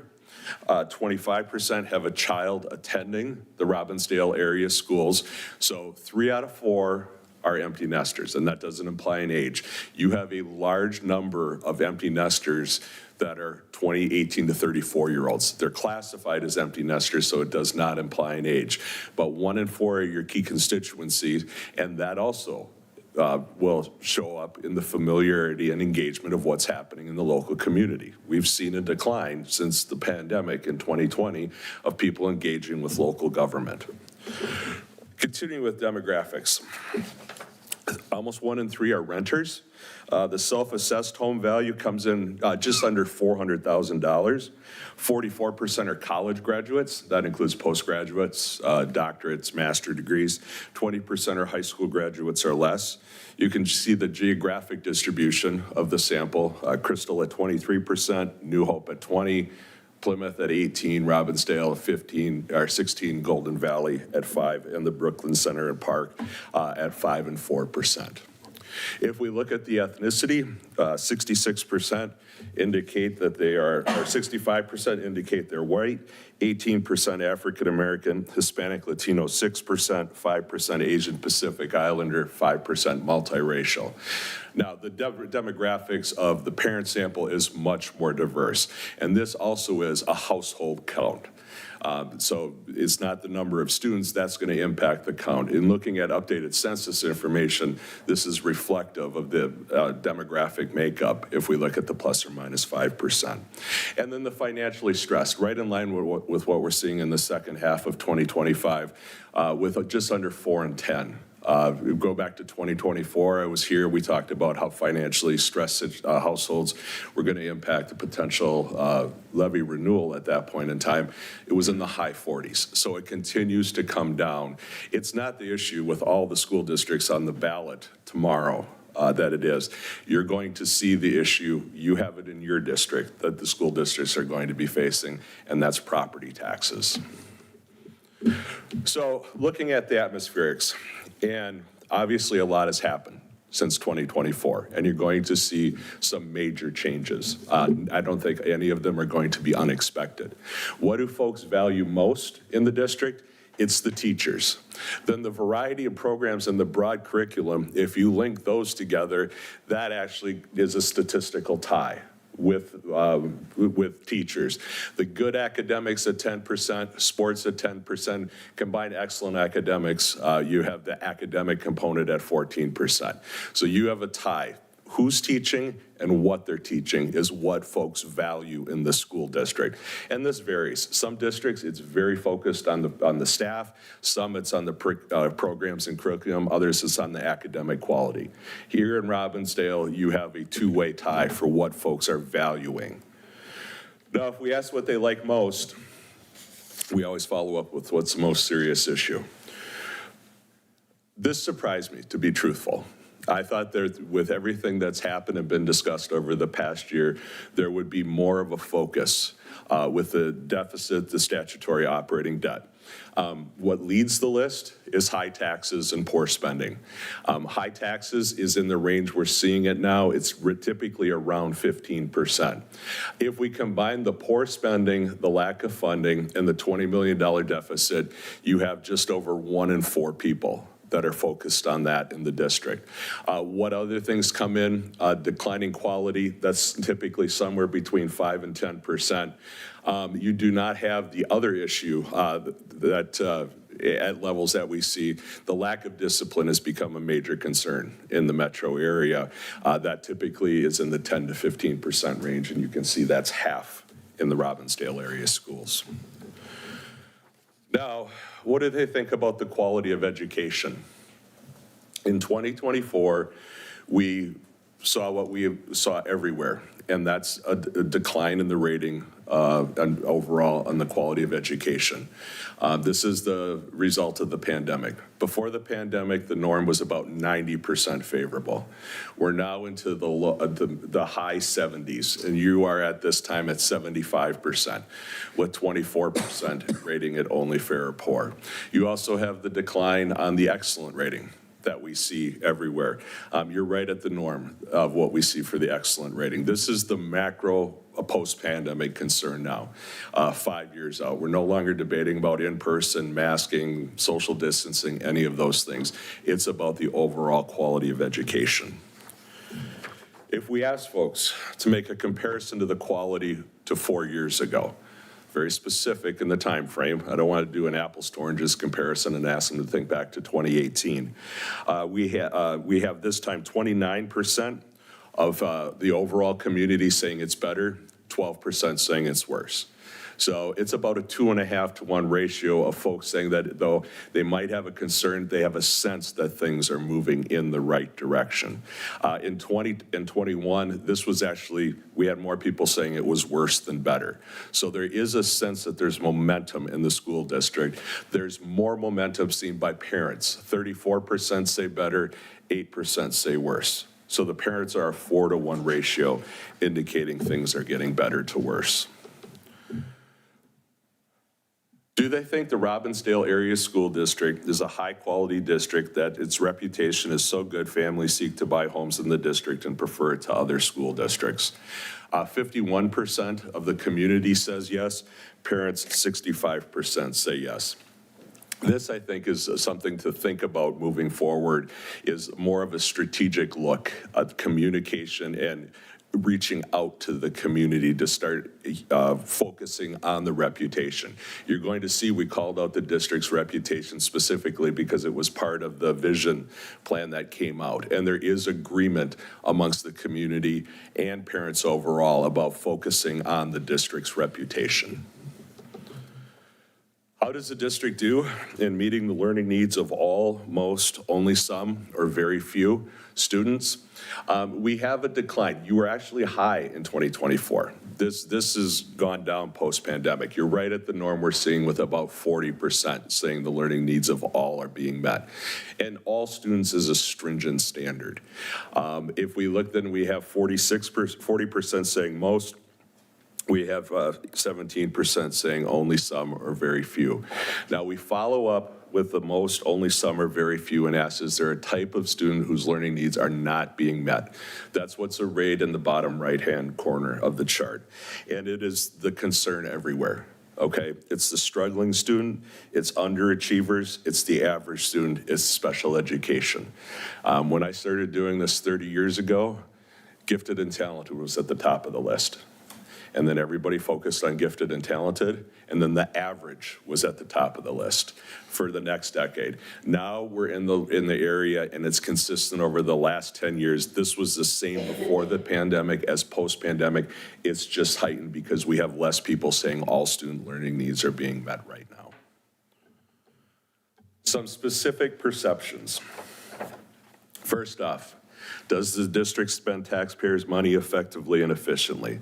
This time around, it's 50 to 41, and you can see a statistically significant drop from 2024. Parents have more agreement with 2/3. Does the district consider all alternatives before asking residents for a property tax increase?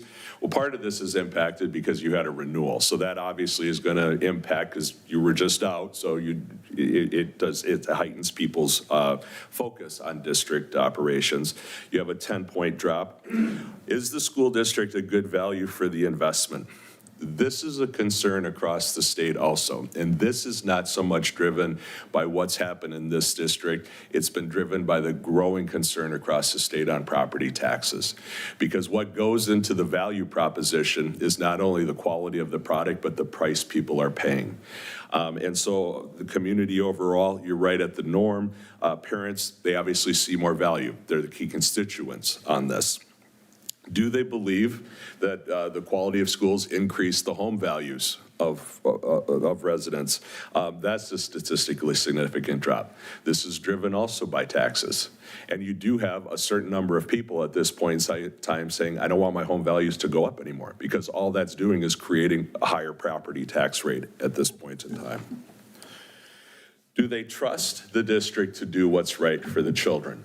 I think this is encouraging with everything that's happened, is that there's been no erosion in the trust factor of making the right decisions in the best interest. The past being the past and how to move forward. 74% of the community, over 80% of parents. Does the district do a good job of involving the community? That is stable. That means they believe that you will involve them. They have a sense of empowerment. That's right at the norm that we see. The honest about spending, that obviously is going to take a hit. And it did, 71 to 58.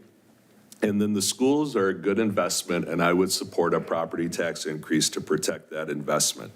The shift we see, the key on this is always the disagree.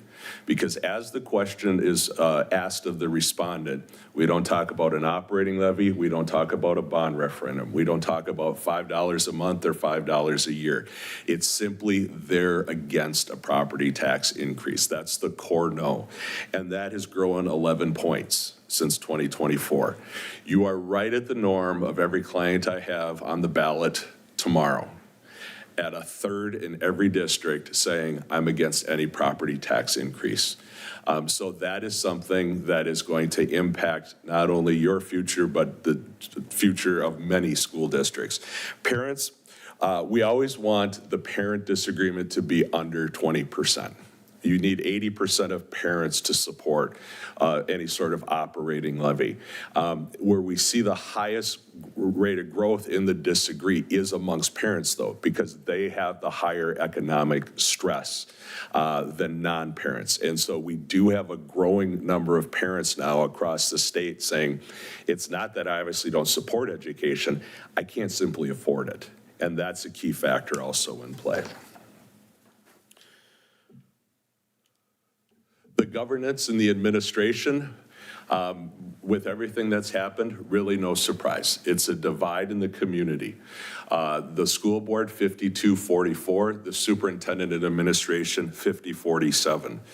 Amongst parents, 59-39, 57-42. So the district does see the governance and the administration as one unit. There are districts that are in complete dysfunction, where the superintendent's high and the board is low, or vice versa. Everything that the public sees is one entity coming from the district. And then the teachers are actually going up, 88%. And that's actually about 10 points higher than the norm. The rating on teachers over the past 3 years across the state has taken a hit.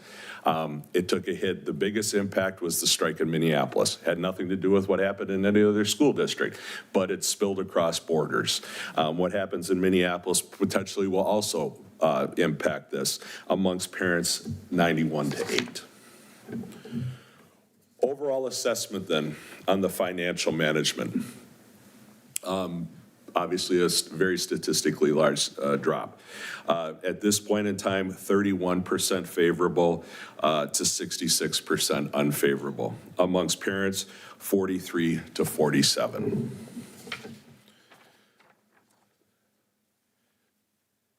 In 2024, 46%, the dark red, thought their total taxes were high. This time around, a year later, 60% think they're high. Amongst parents, it went from 42% to 58%. And this is why I'm flagging this. This is now the concern. And unfortunately, what's happened for districts this time around, it's occurred now in 23, 24, and now 25. Every district going out this year, in the middle of September, the city and county came out and said how much they're raising property taxes. One district has a very large operating levy, and residents found out September 15th that between city and county, their taxes were going up 25%. Okay, right when people are going to start early voting. If we look at the difference between the school, the total tax and the school tax, it's a little bit lower, and that's what we see everywhere. Okay, there was a time where the perception of school taxes was actually higher. Folks know what the cities and counties are doing. The problem is they really can't do anything about it.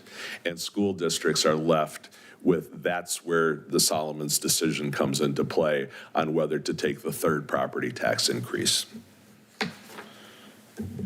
Is the school district adequately funded? Folks don't know. You actually have more people now saying you're adequately funded. I think part of it goes back to the whole perception and how the deficit was reported, how it's been interpreted, and you're going to see there's limited knowledge and engagement. You already saw it up front on what's the most serious issue, with only 1 in 4 residents pointing to that as the most serious issue facing the district. So there is a lack of awareness at this point in time of the true scope of the financial situation of the school district. If residents heard that the district was going to ask for a property tax increase, are they for all, against all, or are they persuadable? You're right at the norm of what we see in 2025. You're starting out 3 points behind. You have 26% saying they're against anything, 23% for anything. The key is obviously going to be the persuadables. Amongst parents, it's about 2 to 1 more for all versus against all. The flag on the parents, though, and it's what we're seeing everywhere, is now that against all for parents that was in the high single digits is now in the middle teens. And once again, that has nothing to do with the school district. That has everything to do with the financial situation of the household and how property taxes are hitting parent households very, very hard. Our let's make a deal question. All right, we flesh out the 26% against all. You have 6% Minnesota nice in Robbinsdale area school districts because we asked for a dollar amount that nothing goes to 32%. That's under 35%. That's really the threshold I'm looking at to start with. Then we have 15% at $5 a month, 23% at 10, and then we have 22% at 15 or more.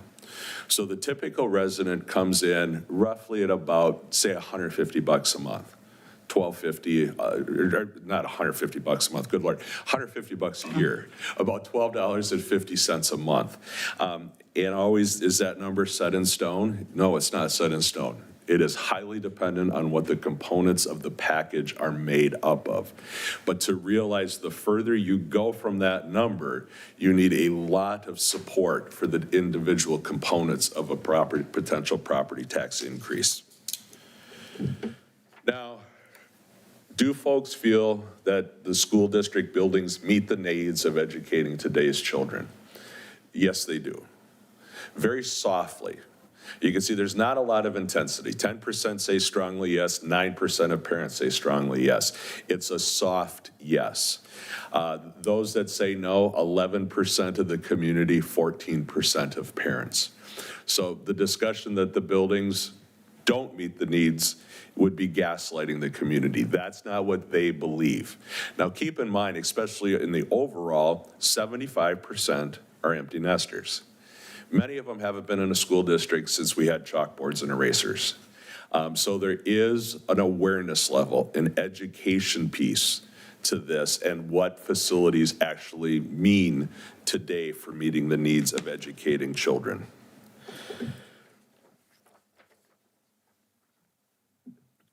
This is concerning.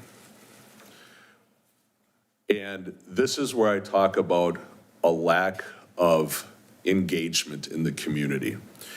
But you're not unique. I actually did what I call a brush fire survey for a district in the metro area. They started voting the week before we did the survey. At that point in time, only 37% knew that there was even an election, and people were already voting. There is a disengagement. The familiarity overall of Vision 2030, 36% of the community said that they were aware. We follow up with a yes and ask, would you classify yourself as very, somewhat, or not too familiar? Only 10% said they were very familiar.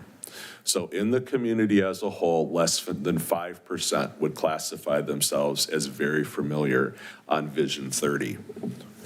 Now, of the 36%, do they have a positive or negative impression? It nets positive.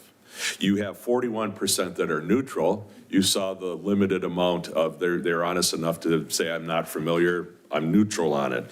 But those willing to take a position, it was 4-to-1 positive to negative on Vision 2030 at this point in time. Now, even parents, only 62% said that they had heard of Vision 2030 at this point in time.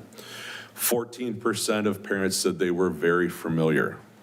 So with that level, less than 10%, about 8 to 9% of parents are classifying themselves as very familiar with Vision 2030. What is those that have heard of it, what is their perception? They're actually more positive, a 5-to-1 ratio. 51 to 9 with 36% neutral. So on both of those fundamental, what's your impression of it? The concern is not so much the impression, the concern is the lack of familiarity at this point in time. It's also safe to say, though, that as familiarity grows, I would not expect negativity to grow, because everything negative that's been talked about with Vision 30 is already out there, and it did not catch on. So more education, more awareness should drive more support for what the district is thinking about for Vision 2030. Now, the district overall, we talked about this is to this process specifically of reimagining Robbinsdale. Do they think the district is doing a good job of involving the community? Yes, 61%. Parents, 81%. Do they trust the district's going to find a plan that benefits students and staff? Yes, 74 overall, 85% of parents. And importantly, this always goes down, no matter if we're talking about a bond referendum or whatever, do they believe the district's going to have a plan that's fair to local taxpayers? Yes, 63% of the community, 70% of parents. So the foundational trust has not been eroded. The concern, though, is raising awareness and familiarity with the plan. Okay? Now, we went through and we pulled out the 8 key findings of Vision 2030, and they were read as statements to the respondent. And we asked, do you simply agree or disagree with the key finding? What led the list at 89% is the belief that arts are foundational in the district, followed by, as I mentioned earlier, the reputation deserves attention at 88%. Safety and security are priorities, 85%. The district staff is the strength, 80%. The district lags behind on state tests, 74%. 73% agree that enrollment is declining. It's not an education piece, they're aware. They believe the facilities are outdated and expensive. 62% agree with that. The district operates more buildings than needed. 60% agree with that. So you can see why people who are familiar with the plan net out positive. Because when everybody has read the findings of the plan, there's broad agreement on the positive and the negative findings of the plan. Now, how do parents split on this? Very similar. There's some little bit higher levels of agreement, but there's agreement across the board. The community and parents agree on arts being foundational in the school district, 95%. You can't get 95% to agree on the color of the sky, but that is a belief in the school district. 93% safety and security. That's not surprising.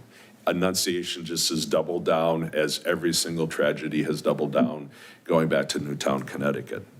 90% each, the district staff are a strength, and the reputation deserves attention amongst parents. The lagging on state tests and enrollment declining, parents agree with that. The facilities are outdated and expensive, and more buildings, the district operates more buildings than are needed. 2/3 of parents agree with those statements. We then asked 4 points. I'm going to just read it so everybody's clear. We said, let me ask you a few of the recommendations from the committee. For each one, please tell me if you think it is very important for the school district to do, somewhat important, not too important, or not at all important. The green is the very and somewhat important combined. The red is the not too or not at all important to combine. The first question at the top is adopt a new identity as the District of Arts and Innovation by providing educational opportunities currently offered at the School of Engineering and Arts, or C, and fair to all students. 82% say that that's either very or somewhat important for the district to undertake. Then Create one district high school campus to provide all students equal access to secondary school opportunities. 71% think that's very or somewhat important. Operate fewer middle schools. 63% say that's very important. And operate fewer elementary schools. 59%. How do parents feel? The same. There is agreement between the community and parents on this issue. The arts adopt a new identity as a district of arts and innovation. 87% of parents say either very or somewhat important. Create one high school campus, 68%. Operate fewer middle schools, 66%. Operate fewer elementary schools, 61%. There is consensus, and I have to say I was surprised at the consensus on this. I think the community realizes that difficult decisions have to be made. They agree with the underlying fundamental statements that the district does operate too many buildings. The buildings are outdated. All of those things lead into this support, and it'll be difficult, obviously. But there is a support and an understanding in the community that this is probably a have to. Finally, where are folks getting their information? And I think that this is part of, this is a part of the problem across the state of Minnesota, that there's not one relied source of information about anything now. Everybody has their own source of information. So, basically the top four are statistical tie. The district website, the district newsletter, the word of mouth. In the metro area now is as high as it is in outstate Minnesota. 1 in 5 people relying on informal discussions with friends and neighbors. Local newspaper, throw in social media as a digital word of mouth. Then you have 30% of folks relying on social media, mailings, then teachers, local news.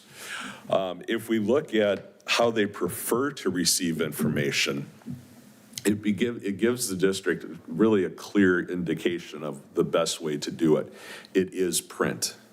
It is the discussion, and this is the tension, and we see this in districts that rely, this is a value judgment on mine, but I'll have the data to back it up, too much on electronic, because electronic is a pull communication source. It requires the user. If you're a 75-year-old that doesn't have kids in the district, what need do you have to go on the website? You don't have any need, unless there's a school board race. Print gets it in the hands of folks if it's in the mailbox. So if we combine mailings, the district newsletter, and local newspaper, it's a flat majority that want to hold something in their hands. We have 19%, the website, 12%. Social media, most people don't want to admit that social media is their preferred source of information, but 1 in 8 in the district do. And 1 in 12 really prefer talking to folks as their primary source of information. So I think a concentrated effort on communication to get it out there. There is consensus in the community on what needs to be done. There's consensus on why it needs to be done. I think the issue is getting the communication effort out there at this point in time in order to have broader awareness of the situation facing the district, the reasons that the district has to make these decisions will be fundamental in the success of implementing Vision 2030. So I'd be happy to answer any questions you have. It's a lot of information. Does anyone have a question? Dr. Long? Can you go back and explain page 200? I don't have the page number. It says buildings meet needs today. Oh, what the specific question is? Sure.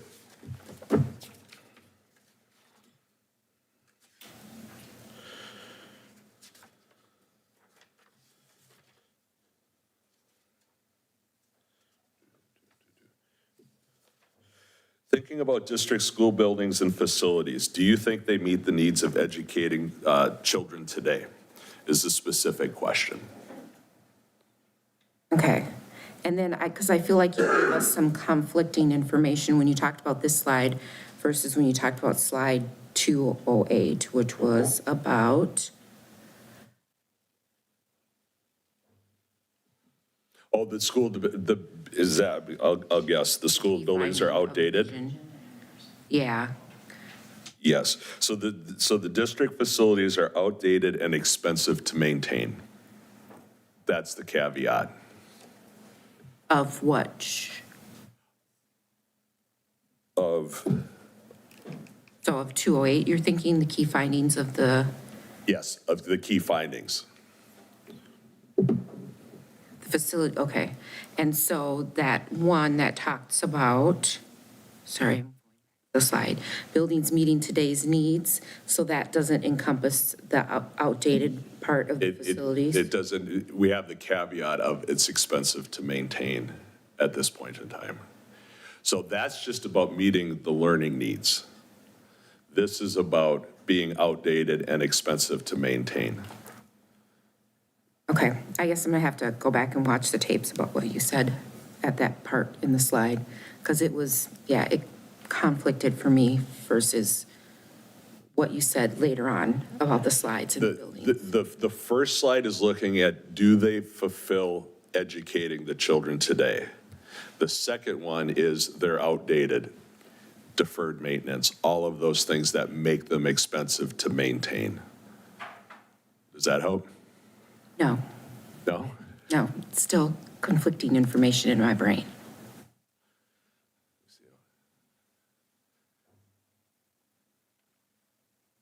Brand? This is an interesting thing to note. So when you, on slide 6, when you ask people what they like the most, so that was open-ended questions, right? Arts was not mentioned at all. It was only when arts was an innovation or engineering or any of that, or unless it was under the scattered or. It will be in, they could mention it, we'll collapse them down into categories. So a variety of programs and broad curriculum.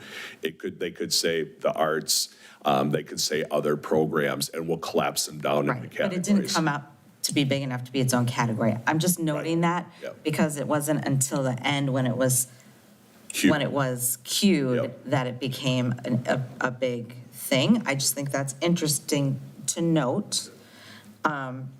It was also interesting to note that class size was something that was brought up by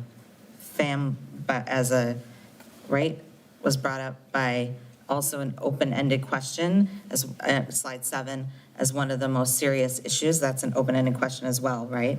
Yes, most serious, yes. So 10% said large class sizes. So that's also something I think we should really note. Yeah, so I thought those were two interesting things that I just wanted to note and point out. I just thought that was interesting that you see sports coming out as one of the open-ended questions in addition to curriculum, academics, but not arts. It's Just something to noodle on, just pointing it out. Yeah, no. 1 in 10 of Minnesotans, sports, for what they like most. Yeah. Dr. Long? Yeah, so I guess another thing that I noticed in there, the importance of teachers to the community. And I know that is something that I brought up before about my initial reaction to that was, we're going to be closing buildings. That means laying off teachers or decreasing that. I'm just wondering how that's going to go over for the community. I guess I'm not asking you for that answer to that question, but I guess that's a really big concern of mine because the individual teacher is what is impactful for that individual family. And when that individual teacher is no longer there, I just, I don't know. I guess I wish we would look more at cutting administration versus the people who are making that individual contact with those children. Any other board comments related to the Morris-Leatherman survey? Seeing none. Thank you very much. Thank you. Thank you. Thanks, Peter. Very much. All right. This brings us to the Vision 2030 statutory operating debt SOD plan work, finalization of Phase 1, take it updated options, and SOD items. Superintendent Stahl. All right, I'll go ahead and kick things off again. Thank you, Peter, for your presentation, for providing us data from our community that will help inform our next steps. Board members, again, much of this information and Peter's presentation tonight was to help us understand the pulse of the community around the Reimagine Ardale work. And this information now will start helping us merge the short-term SOD plan with some of the vision work for facilities and programming after we get that SOD plan up and running. This next slide you've seen multiple times. The short-term timeline is a reminder of where we are in now early November. As you'll note, we've spent the last couple of meetings focused on that site consolidation portion of Phase 1 of the Phase 1 SOD plan. Tonight we learned about the survey results, which also provided information to the board regarding community perception on elements of that vision recommendation. Additionally, tonight, CFO Hoheisel will also provide greater context regarding additional reductions that are going to be needed in the development of the SOD plan beyond site consolidation. Assistant Superintendent Dr. McDowell will be sharing information about that site consolidation plan. We have several years of reductions that we must make, and the majority of those reductions are in addition to site consolidation, and you'll see some of those numbers tonight. As we review this extended timeline, I want to just share a little bit of information that the board and administration have received several emails from families, from staff on all facets of the vision recommendations and the phase approach to getting us to a better place of fiscal sustainability.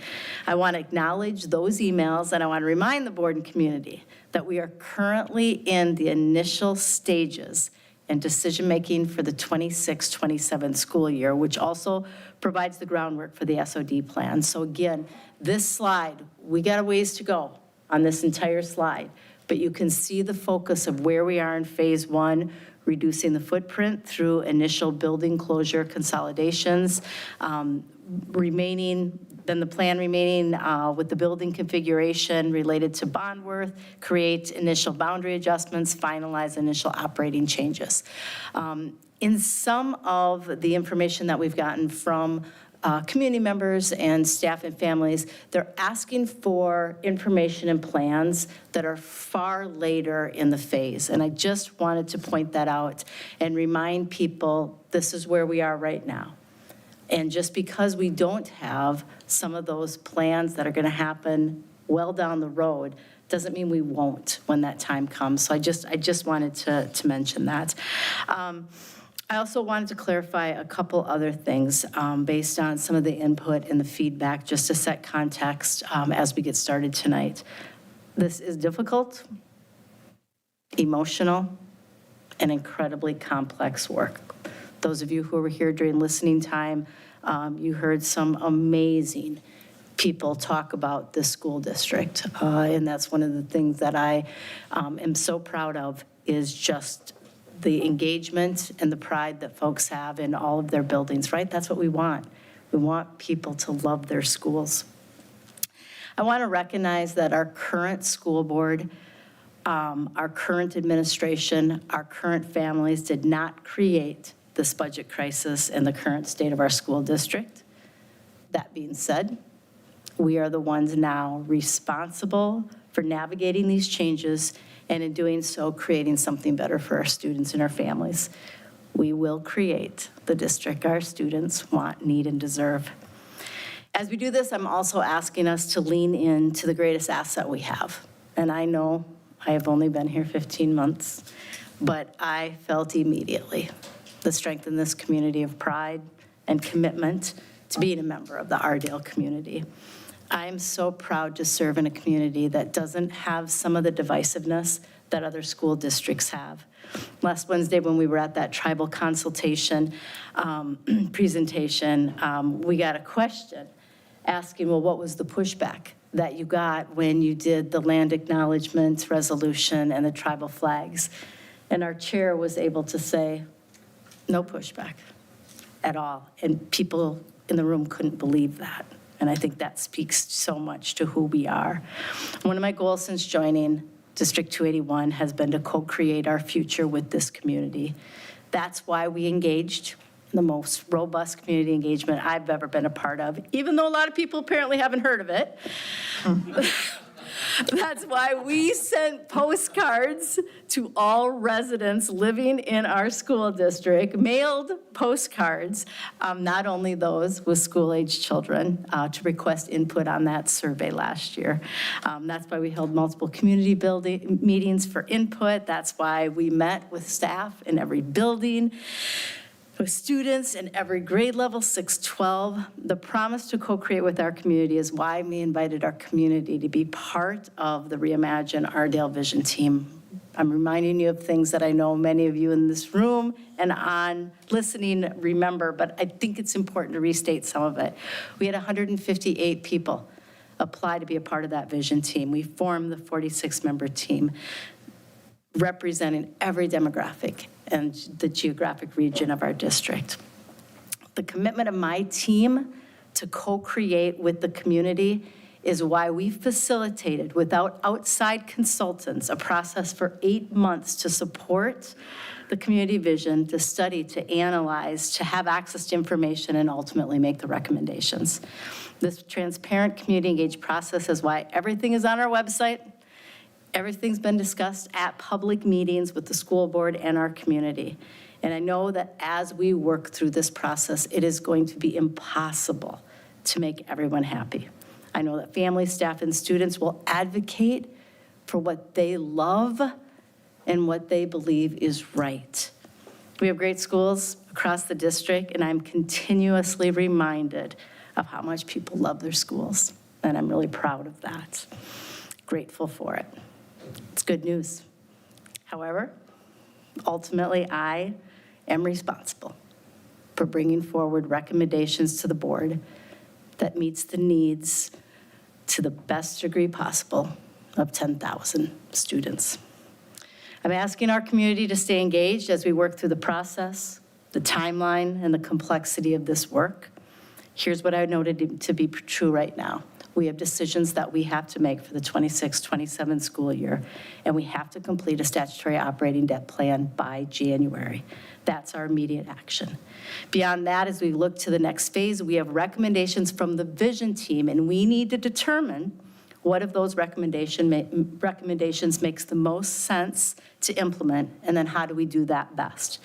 We don't have all those answers today, but as we work through each phase, I hope we have earned the trust around intentionality in planning and ensuring that we are well prepared and working with our community to do this.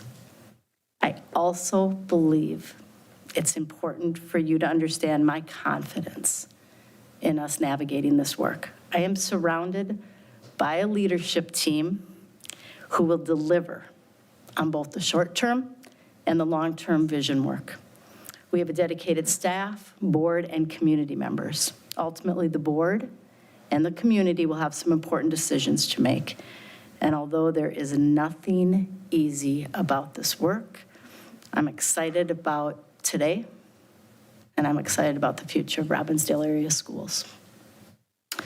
So with that, I'm going to hand this off to Dr. McDowell to go ahead and take us through some of the site consolidation work and setting context. Thank you. Thank you. We put this slide up here while Dr. Stahlo was talking. Just as an awareness and anticipation, this slide is not new. It was one of the slides that we had at the beginning because, as the superintendent stated, the work is complex and it's clunky, and all of those bullet statements are starting to come true right now, right?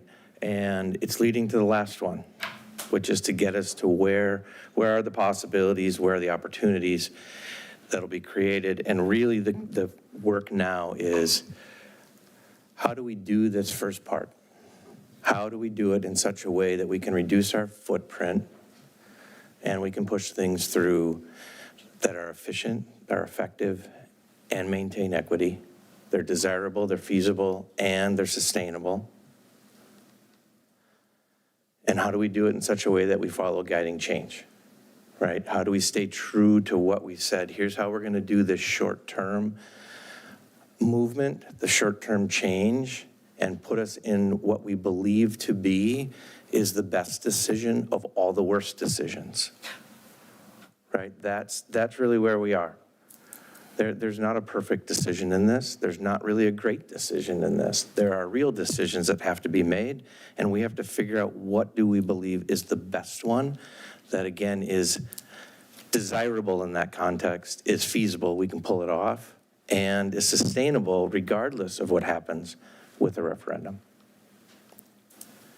So to do that in the short term, we've talked about this before, we start with some primary decision points, right? We focus on building capacities, utilization, enrollments, and enrollment doesn't mean just total enrollment, but individual school enrollment, projected enrollments, operational costs, what can be saved, what needs to still be spent, building conditions, the locations of buildings, the communities that they serve, and then all of the secondary decision points to try to get us to something that is a decision that seems to make sense, again, across not great options.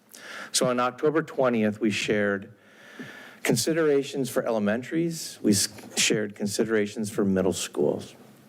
We talked about that there's a need for 5 to 6 non-magnet elementary schools. There's several elementary schools that have low enrollment.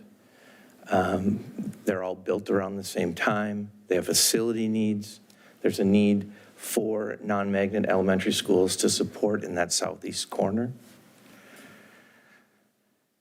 And we have Sonneson, Neal, and Noble that have sites that are all conducive to future sustainability. And the fact that Lakeview, because of its footprint, is not as conducive to that. Middle school, we ran through the same process. We really think we need 1 to 2 middle schools that are non-magnet. We went through the capacities. We went through Spanish immersion, how many students are in that program at Plymouth Middle School. The facility builds are about the same. We noted that RMS, Robbinsdale Middle School, has the most facility needs of all the buildings right now, significantly more. And then we went on to talk a little bit about Fair Crystal. We do need to have a middle school that is somewhat centrally located. And we talked about Robbinsdale Middle School having a site that has future options for configuration, right? So now we kind of start getting into that 2030, what could be. That said, we now are moving into what truly are our constraints and limitations based on our guiding change, based on those filters. And they really, they just are what they are, right? So for elementaries, if we're not going to include magnet schools in an option for the first year as a reduction or a movement away from, and that's part of that guiding change, then that puts a constraint on what can we do, because it takes elementary schools out of the mix to do that. We know that Robbinsdale Middle School needs option for movement, in that when we move those kids out of there and we take that building offline, we restrict everything else that we can do, right? So if Robbinsdale Middle School comes off, now we're left with limited choices if we don't do anything else with Fair Crystal, if we just use Plymouth Middle School as an option, or we just use Sandburg as an option. All of our schools have different capacities, so that changes things. Some buildings can hold a lot, some buildings can hold less. Our buildings have different configurations. We need to take into account special education programming. We need to pay attention to multiple moves and what that might mean. We want to minimize disruption until we know more about what a referendum might be able to help us do. We have to pay attention to specific transportation needs, and that's not just buses running, but parking at buildings, traffic flow at buildings, things that are already in process that we would otherwise have to maybe spend money on to try and change if we made certain decisions. We need access for our enrollment center. We need to pay attention to our racially isolated schools.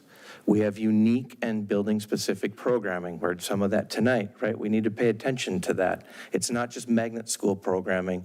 It's programming that takes place in all of our schools. So what's the impact? What can we keep, even if a school moves and consolidates with another school? What can stay? We need to pay attention to what the impacts might be to students and families due to any type of a change. We have to pay attention to the ability to sustain the function with or without a referendum. So the moves we make for 26, 27, we've got to make sure that we can sustain those even if we don't have a referendum come into play.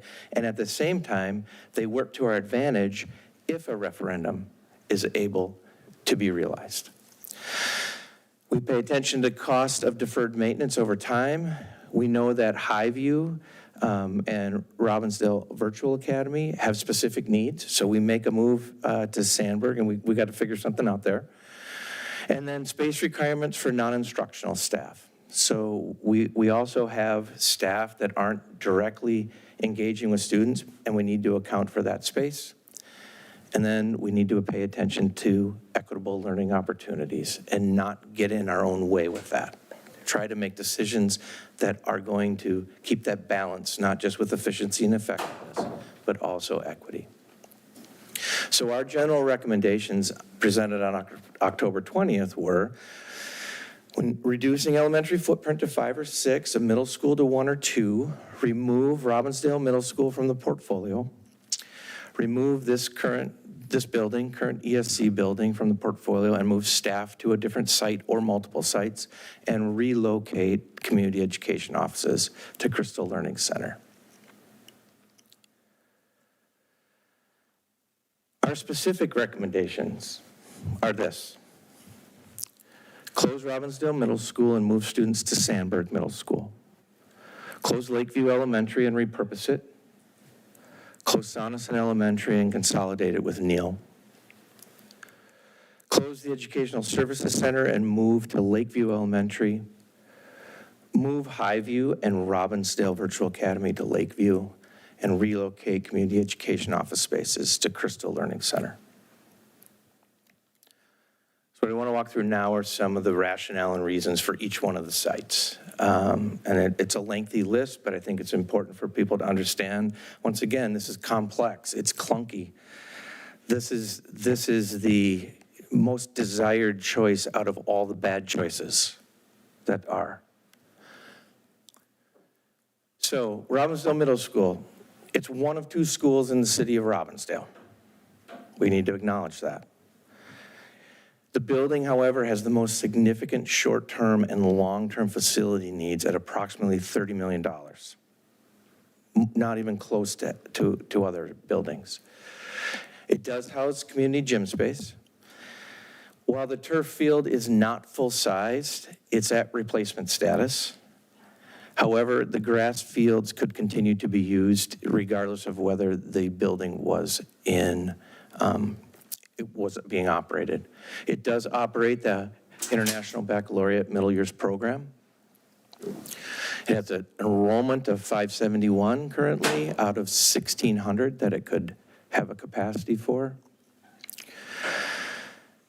The current anticipated enrollment of Robbinsdale Middle School can be sufficiently consolidated with Sandburg Middle School, because Sandburg Middle School currently operates at an enrollment of 306 and has a capacity of 1,500. So both of those can fit in there.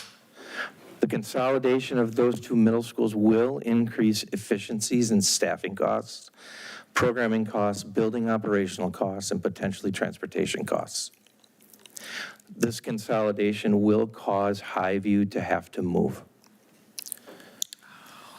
Sandburg Middle School has a significant amount of land. It also has a pool. And the district can retain the Robbinsdale Middle School site in anticipation of a bond referendum. That allows for a ton of options. We don't know what those are yet, but we can retain that for options. The location also creates an opportunity for partnership with the community in Robbinsdale, and the option, depending upon what would go in that site, an opportunity for revenue generation. This move is sustainable without a referendum, and the move impacts the SOD strategy. Lakeview Elementary. It also is one of 2 schools in the city of Robbinsdale.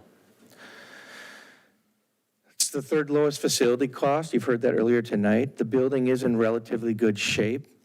That's one of the reasons why we believe that it shouldn't be closed. It needs to be repurposed and still be in use. While it's not a magnet school, it does operate the International Baccalaureate Primary Years program. It does have low enrollment. It's located on a small parcel of land that does limit future expansion for instructional purposes. It can be repurposed to house the enrollment center, ESC staff, Highview programming, and it will keep Ardale facilities and programming in the city of Robbinsdale. Other considerations, the entrance and front parking are suitable for that enrollment center. Multiple options are there for dual entrances with having the Highview programming, RVA programming, and the ESC there. There is enough space to add additional parking if that should be needed. It's located to the bus line, and consolidation of Lakeview with other elementary schools will again create efficiencies in staffing costs, programming costs, building operational costs, and potentially transportation costs. It's also sustainable without a referendum, and it impacts the SOD strategy. Like before, we've lumped the South Central elementary schools together because they are unlike the northern portions of the district where they are relatively close in proximity to one another. That's a big difference geographically from the north side of the district and the south side of the district. It also complicates things because of the close proximity and all the great things that each one of these schools are doing with kids.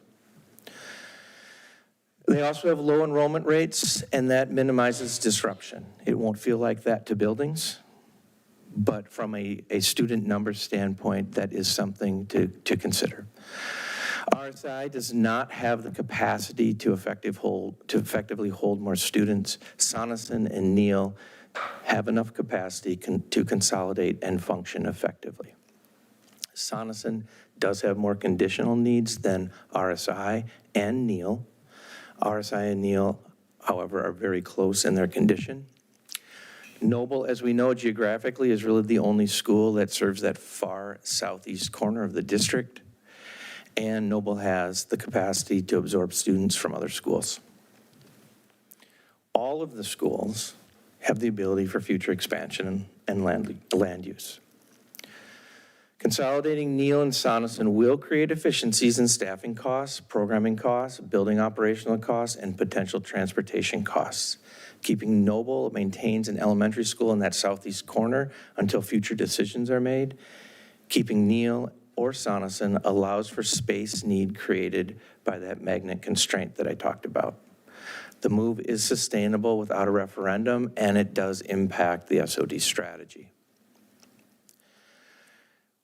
An additional slide to that, just to show the 10-year forecast of facility needs, because I think this becomes an important piece for people to see as we're thinking both short-term and long-term. You can see when we're talking, from our perspective, when we're talking about Neal and Sonneson, in the first 2 years, there's almost $5 million of need that need to go into Sonneson versus 1.5 for Neal. It isn't until we get out 3 to 10 years that starts to level out. And so what that tells us is we've got to make a financial decision from a facilities perspective within 1 or 2 years. We don't know what the outcome of a referendum is going to be. So this plays into that type of a decision. Moving on to Highview and Robbinsdale Virtual Academy. They both will need to move out of Sandburg Middle School if we move students in from Robbinsdale Middle School. There's not an option. We've played around with all the different configurations. There's not a way to keep Highview and Robbinsdale Virtual Academy along with the consolidation of the middle schools. We originally thought we'd come back and maybe we could figure out how to do that. It's not going to work. And the reason for that is Highview has a potential need for at least 13 instructional spaces and 2 common spaces. They also need access to a lunchroom and offices, and if we put all those kids in the building, we end up having to do things like create 4 lunches and figure out how we maintain. Right now, we separate out Highview students from the middle school students that are there for things like lunchtime and things like that. And with all of the students in the building, we wouldn't be able to create that happening. Also, because of the way the classrooms are set up, Highview does need to use a couple classrooms on the Sandburg side during the course of the day for some of the things that students need. And currently, with the minimum amount of middle school students there, we can do that by the way that they have the doors set up in that school. RVA, however, as it's run currently, it needs space just for walk-in Wednesdays. So if they kept that going, we would just need to figure out space for Wednesdays. But beyond Wednesdays, there's no physical space requirement for the instructional part for RVA at this point in time. And the initial information that we have is that Highview could occupy 1 floor of Lakeview and ESC could occupy the other floor.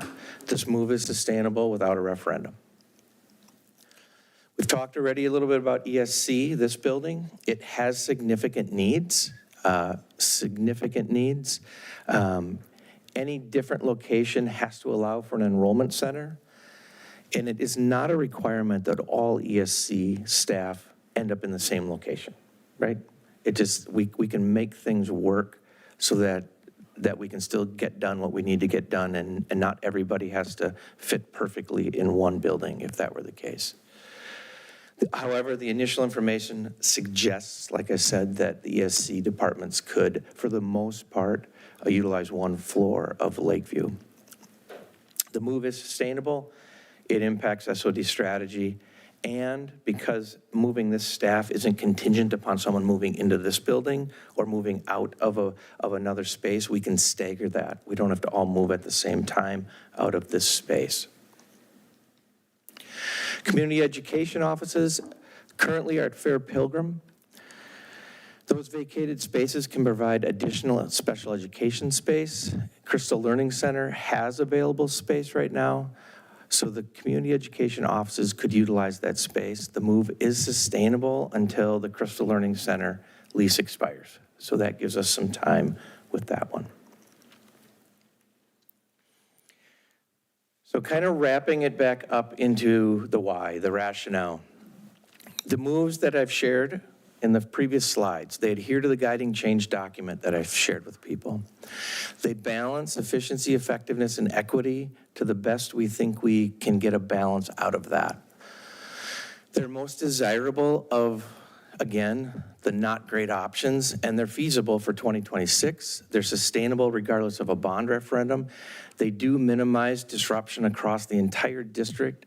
They continue to allow spaces for special education needs as we move students around.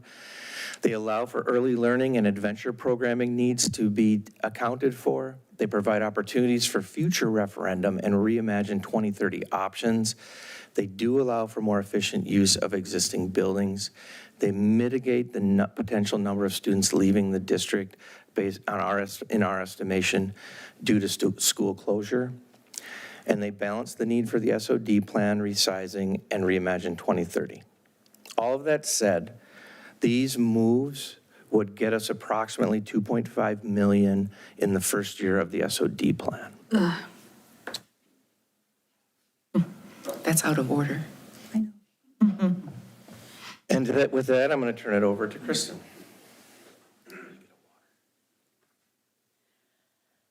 So when we talk about, you have the facility component, and then we have the SOD, and we've said all along that we would be marrying, what needs to happen with facilities, or at least the trajectory of facilities decision-making along with the SOD plan. This is kind of the first phase of where you start looking at the two combined, if you will. When we were in reductions a year ago for 25, 26, at that time, the projection was $19 to $21 million deficit, and we cut just short of $16 million. That left about a $5 million unbalanced budget for a particular year. When you look at 24, 25, you heard tonight that we are, well, you didn't get an exact number, but we are going to, our unassigned fund balance is going to be approximately $11 million deficit. That carries over, that deficit, that fund balance carries over into this year, into 25, 26. And then you take into account what wasn't reduced based on projections. And again, I'd like to clarify, these are general numbers. We are currently working on the revised budget, which will adjust other numbers, but just for illustration, understanding purposes, and probably not significant deviation, we didn't cut $5 million. That means by the time that we finish this year, and we're at a point where there's nothing more we can really do for 25, 26, we'll be, instead of that a negative 11 million, we'll be at a negative 16 million. Where it becomes important to have the visualization of an annual balanced budget is the compounding effect. You can see if, had we have been able to cut the $5 million out of this year, it would have changed the trajectory of we don't need to now cut the $5 million next year, plus what the growth in expenditures over revenue is creating. So when considerations as far as what we need to cut and when we cut them, it actually serves us better to cut more in advance because it doesn't compound itself as the years go on.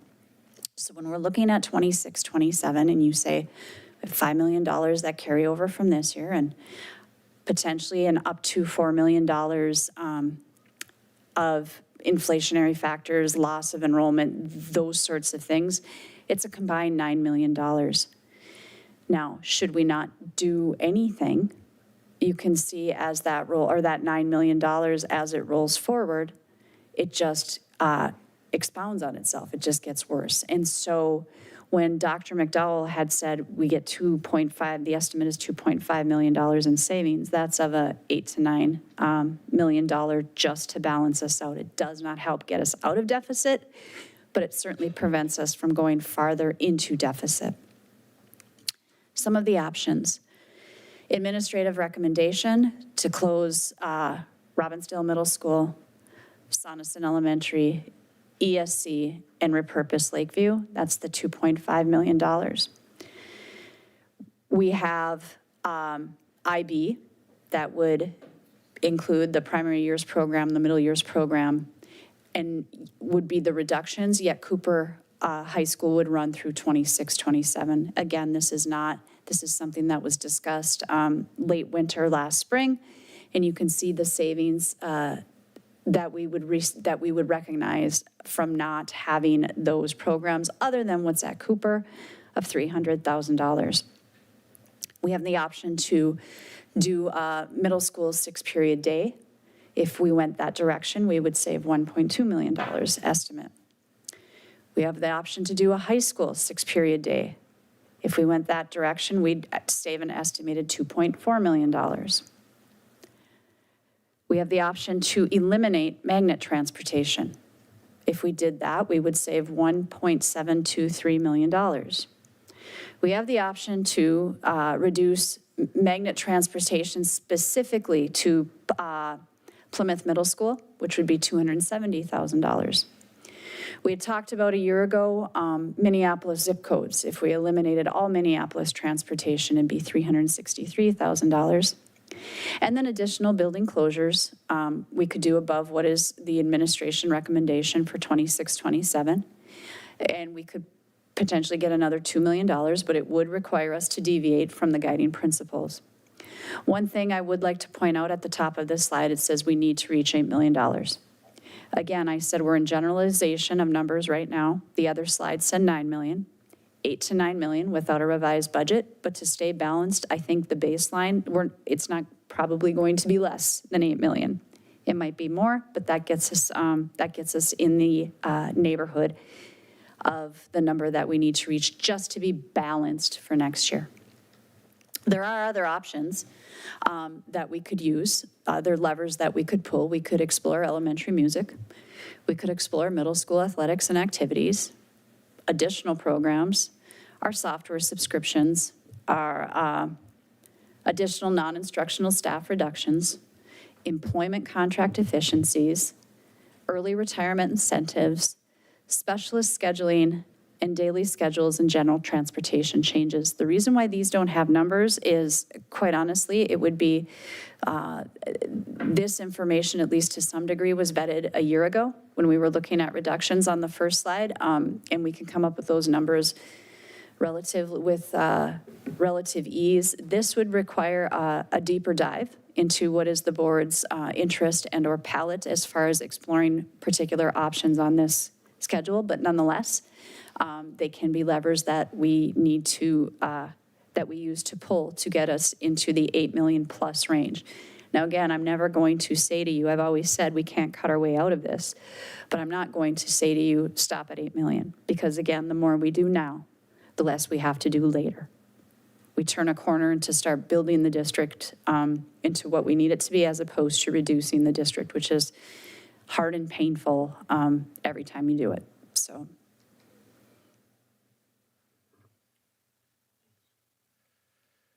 So the other piece we want to add in here is we have an adjusted timeline that we want to put out there.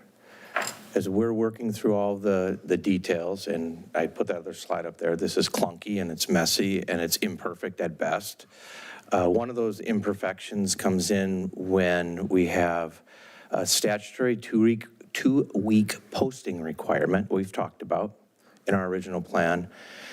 And when you put together the timing days of the board meetings on Mondays, and then publication deadlines that are Thursdays and have to be in greater detail the Thursday before, your 2 weeks actually takes you needing or requires you to have 4 weeks between submission and an actual hearing date for any closures. So what basically that means, as we're looking at our recommendations, the place we're at now is not in a place we didn't think we were going to be. Our original plan had us giving the first round of final options on tonight to really set us up for a final decision or final recommendation by the 17th and the board making a decision by the 24th. What we really need to do if we are going to have a hearing in December is the board needs to take action on recommendations for publication. Different than closure, recommendations for publication. So the board's gonna need to approve, here's what we think we're gonna close so that that can go into the paper, has to be in the paper, and it has to meet 2 requirements. It has to be 2 cycles of posting, and the second posting has to be at least 7 days prior to when the hearing is. So back to, this is why our 2 weeks grew into 4 weeks real quick as we were doing this, is you can't make that work and get to a December 8th all at the same time. The other option, however, would be the board continues down the path we're on, which would mean recommendations for publication happen on the November 24th. It just means that we'd have to add a meeting that could be no sooner than December 22nd, because you got to meet that 7-day requirement. So another way of looking at this is what I have on the screen now. Either the board on the 17th, November 17th, would take up for approval final facility recommendations for publication. So the board says, yes, this is what we're this is what we're going to put in the paper that we anticipate making a decision on. That then goes into the paper for 2 cycles, the second cycle not being any closer than 7 days to the hearing date. That means that it will take us all the way out to December 15th, which actually gives us 1 more week It also doesn't conflict with concerts and such that were taking place on December 8th, if there's any benefit to that. But that would mean that the decision of having a hearing and the board voting on school closure would happen December 15th rather than December 8th. The additional option that I shared was that you move everything back a week, which means that we stay on the schedule of the board on the 24th, making a facility recommendation for publication as planned on the 24th, but we have to add a December 22nd date in there to actually have the hearing and the vote for any school closure. Other than that, we are on the exact timeline that we've planned to be on. It's just, like I said, it's between the publication and the deadline and the way we have the board meeting set up, it didn't work out exactly the way we early anticipated that it would. So our next steps for you would be, one, we recommend that you adjust the current schedule. And we would recommend November 17th is when we take action on the recommendations for publication, and the 15th be the public hearing. You heard tonight what our recommendation is. I don't anticipate that being changed at this point for all of the reasons that we shared. And the second thing is we, based on the additional information, need the board to be prepared to share reactions and further questions regarding additional reductions. Because as we pointed out, the recommendation that we have currently that fits with the guiding change with the parameters that we've set gets us 2.5 of the expected 8. So we still have a bit of work to do on that for the SOD plan for 26-27. And with all of that information, I will turn it over to the superintendent or the board for questions.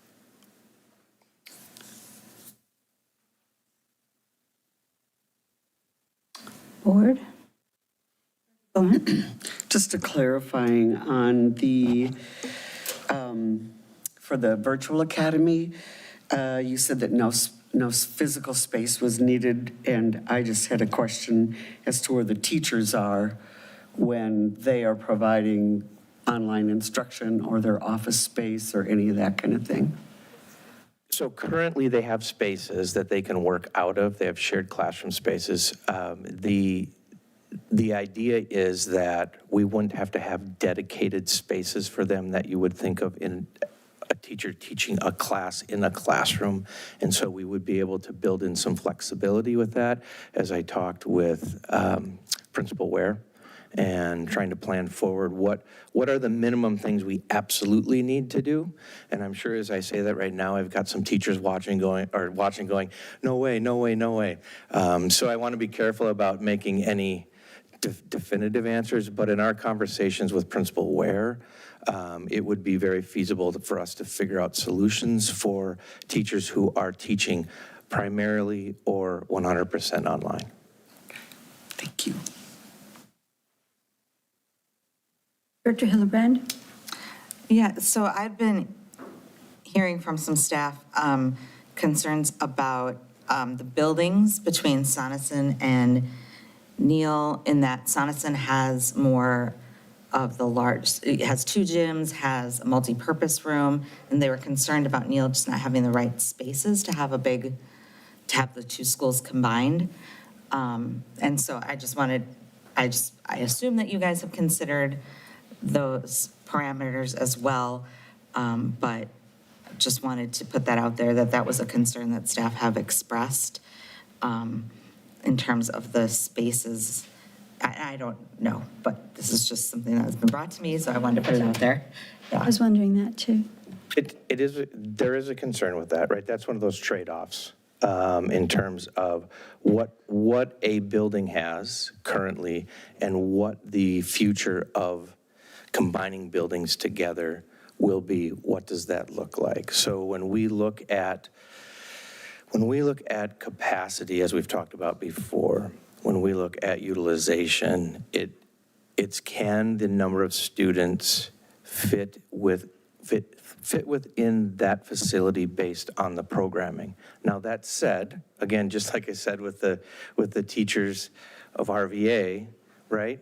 With all of our Sonneson folks sitting here, they're going, well, wait a minute, we've got this, and that's true. I mean, it's what you're used to, it's what you have set up, it's how you have programmed.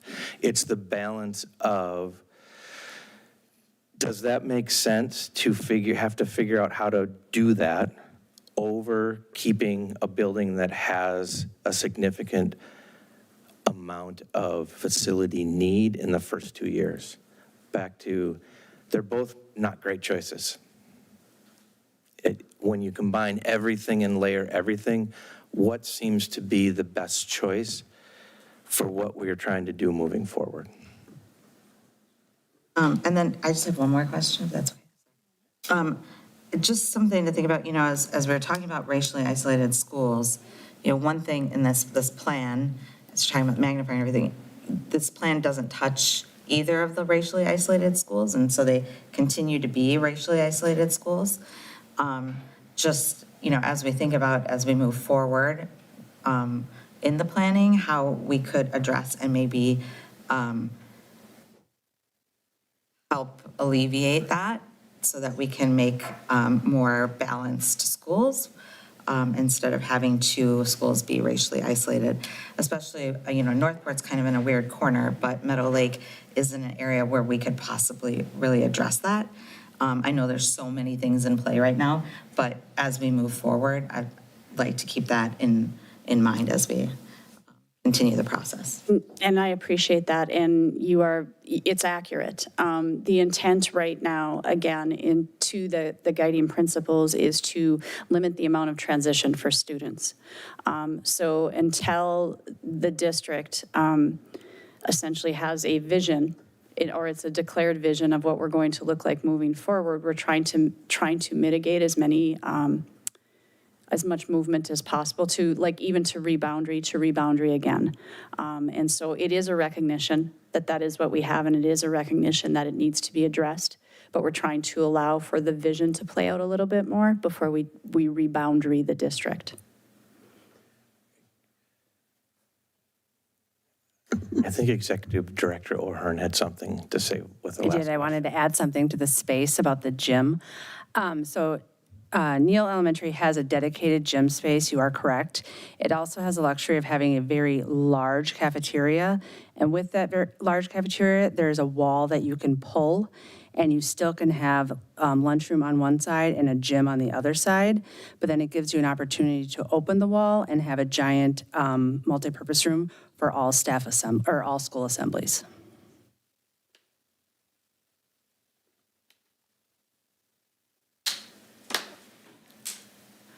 Dr. Long. I don't know, I just feel bamboozled. I mean, here we are again, we're going to be voting on something, and we're talking about getting rid of IB, getting rid of other things that before really upset families and parents, and now you want to change the timeline, and that wasn't thought of before, and yeah. No, this is not something that I like to be pushed up against. So what ideas do you have? And it sounds to me like you'd like to delay the timeline to that second option. But we've had multiple conversations. We've known what this timeline is, but we are open to ideas and suggestions of what's a better solution to get us to using the factors that we have to get us to that cost savings. We're open to your ideas if you've got some that you've been thinking about that you'd like to share. Yeah, I would just like to stick to whatever our original timeline is. I mean, if there was a mess up on your counting, then there was. Well, a couple of things. We're not asking you to vote on IB or any programming like that. It's about the facilities. Secondly, the overall timeline hasn't changed. If you look back in your documents, the overall timeline is exactly what we said it was going to be. Tonight was going to be when we would present our final options. It says that in there. The 17th was going to be final recommendations. So both nights were going to be final options and recommendations. So that is correct. We are right on time with that. So, and then what happened to the option of being presented something, being able to talk about it at work session, and then being able to vote on it? Like, we keep stepping away from these procedural things that we've talked about before. And yes, we are getting rid of IB. That was clearly stated in these slides. We are not making, sorry, Bob, we are not asking the board to make any decisions of anything in the year one SOD options right now, other than talking about the site closures. We needed tonight to bring forward to the board and the community the notion that the site consolidation is going to get us a fraction of what we need. But we wanted to be sure that everyone was well aware that there are going to have to be other decisions. None of these decisions need to be made right now. If you look at the timeline, we have multiple dates for the discussion of all of those ideas and to provide more information that the board will need in decision-making around those. Thank you. I have a question. Can you remind me, I looked in the folder, but I didn't see, which of the schools, Neal and Sonneson, has more square footage? I think it's Sonneson. Is it by a lot? Off the top of my head, Maureen will have it. She's in the back. She'll have exact numbers for you. Okay, you can get back to me on that, and we can go to a different question then. Mr. Hillenbrand? So I just want to understand, so what you're asking for us to do tonight is to to vote on when we're going to take action. In other words, we need to know if we're going to stick with the board meeting on the 15th, or if we're going to add one on the 22nd. That's correct. And just to point out, I don't believe we took a vote on timelines. I think when I presented originally, I said maybe 6 to 10 to 12 times. These are draft timelines. Yeah. So it's just a question And of if we're going to add one on the 22nd. Yeah. And so to your question, what we're trying to do is let you know that from our perspective, what we presented tonight is what we would be presenting on the 17th. Right? That's what we believe to be the case. If that is still something the board is willing to take up as a recommendation for publication, then we would be able to do the public hearing on December 15th. However, you're correct that if the board wants to stay on the November 24th schedule, because that was the original day, the 24th was, all that means is we would need to add the 22nd as a board meeting, because that's the soonest date that we could do the hearing and the vote. Do we need to make a motion based on that, or? We will. I will, to go back to the square footage question, Neal is 72,774 square feet. Sonneson is 76,003. So you're looking at 3,500, give or take, in square footage.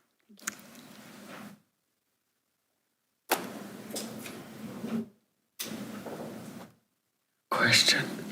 Okay, Director Bowman? Thank you. My question is, if we push it out to the 22nd, do we interfere with any of the public that want to be here? Because it's so close to the holidays where people make travel reservations months to a year in advance. I'm a little uncomfortable with the 22nd because of its proximity to a major religious holiday. Is that a school day? That's a school day? We are still in school? Yep. When are we out of school? You know? Sorry. Yeah, I was going to say, I think Right, I don't know why you'd ask your superintendent what the calendar of the school year is. It's still a work day for me. I apologize. So we're not in school. Again, know your lane. Stalo needs to know her lane. Not a school day. So we're not in school Yeah. that day? Okay. That'd be a problem.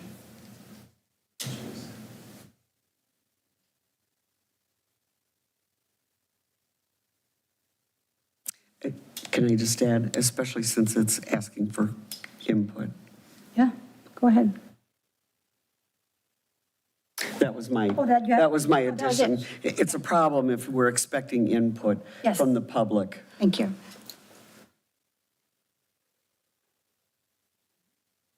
That's not to say that we can't, I mean, we have a lot of dates up here. That's not to say the board, obviously, we'd have to have the official hearing aligned to statute, aligned to all the requirements. It's not to say we couldn't have other opportunities for input from the community.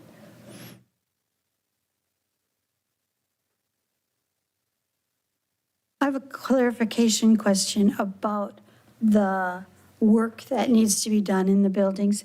That doesn't come out of the same funds that we're trying to, I mean, that's LTFM, and that's different, right?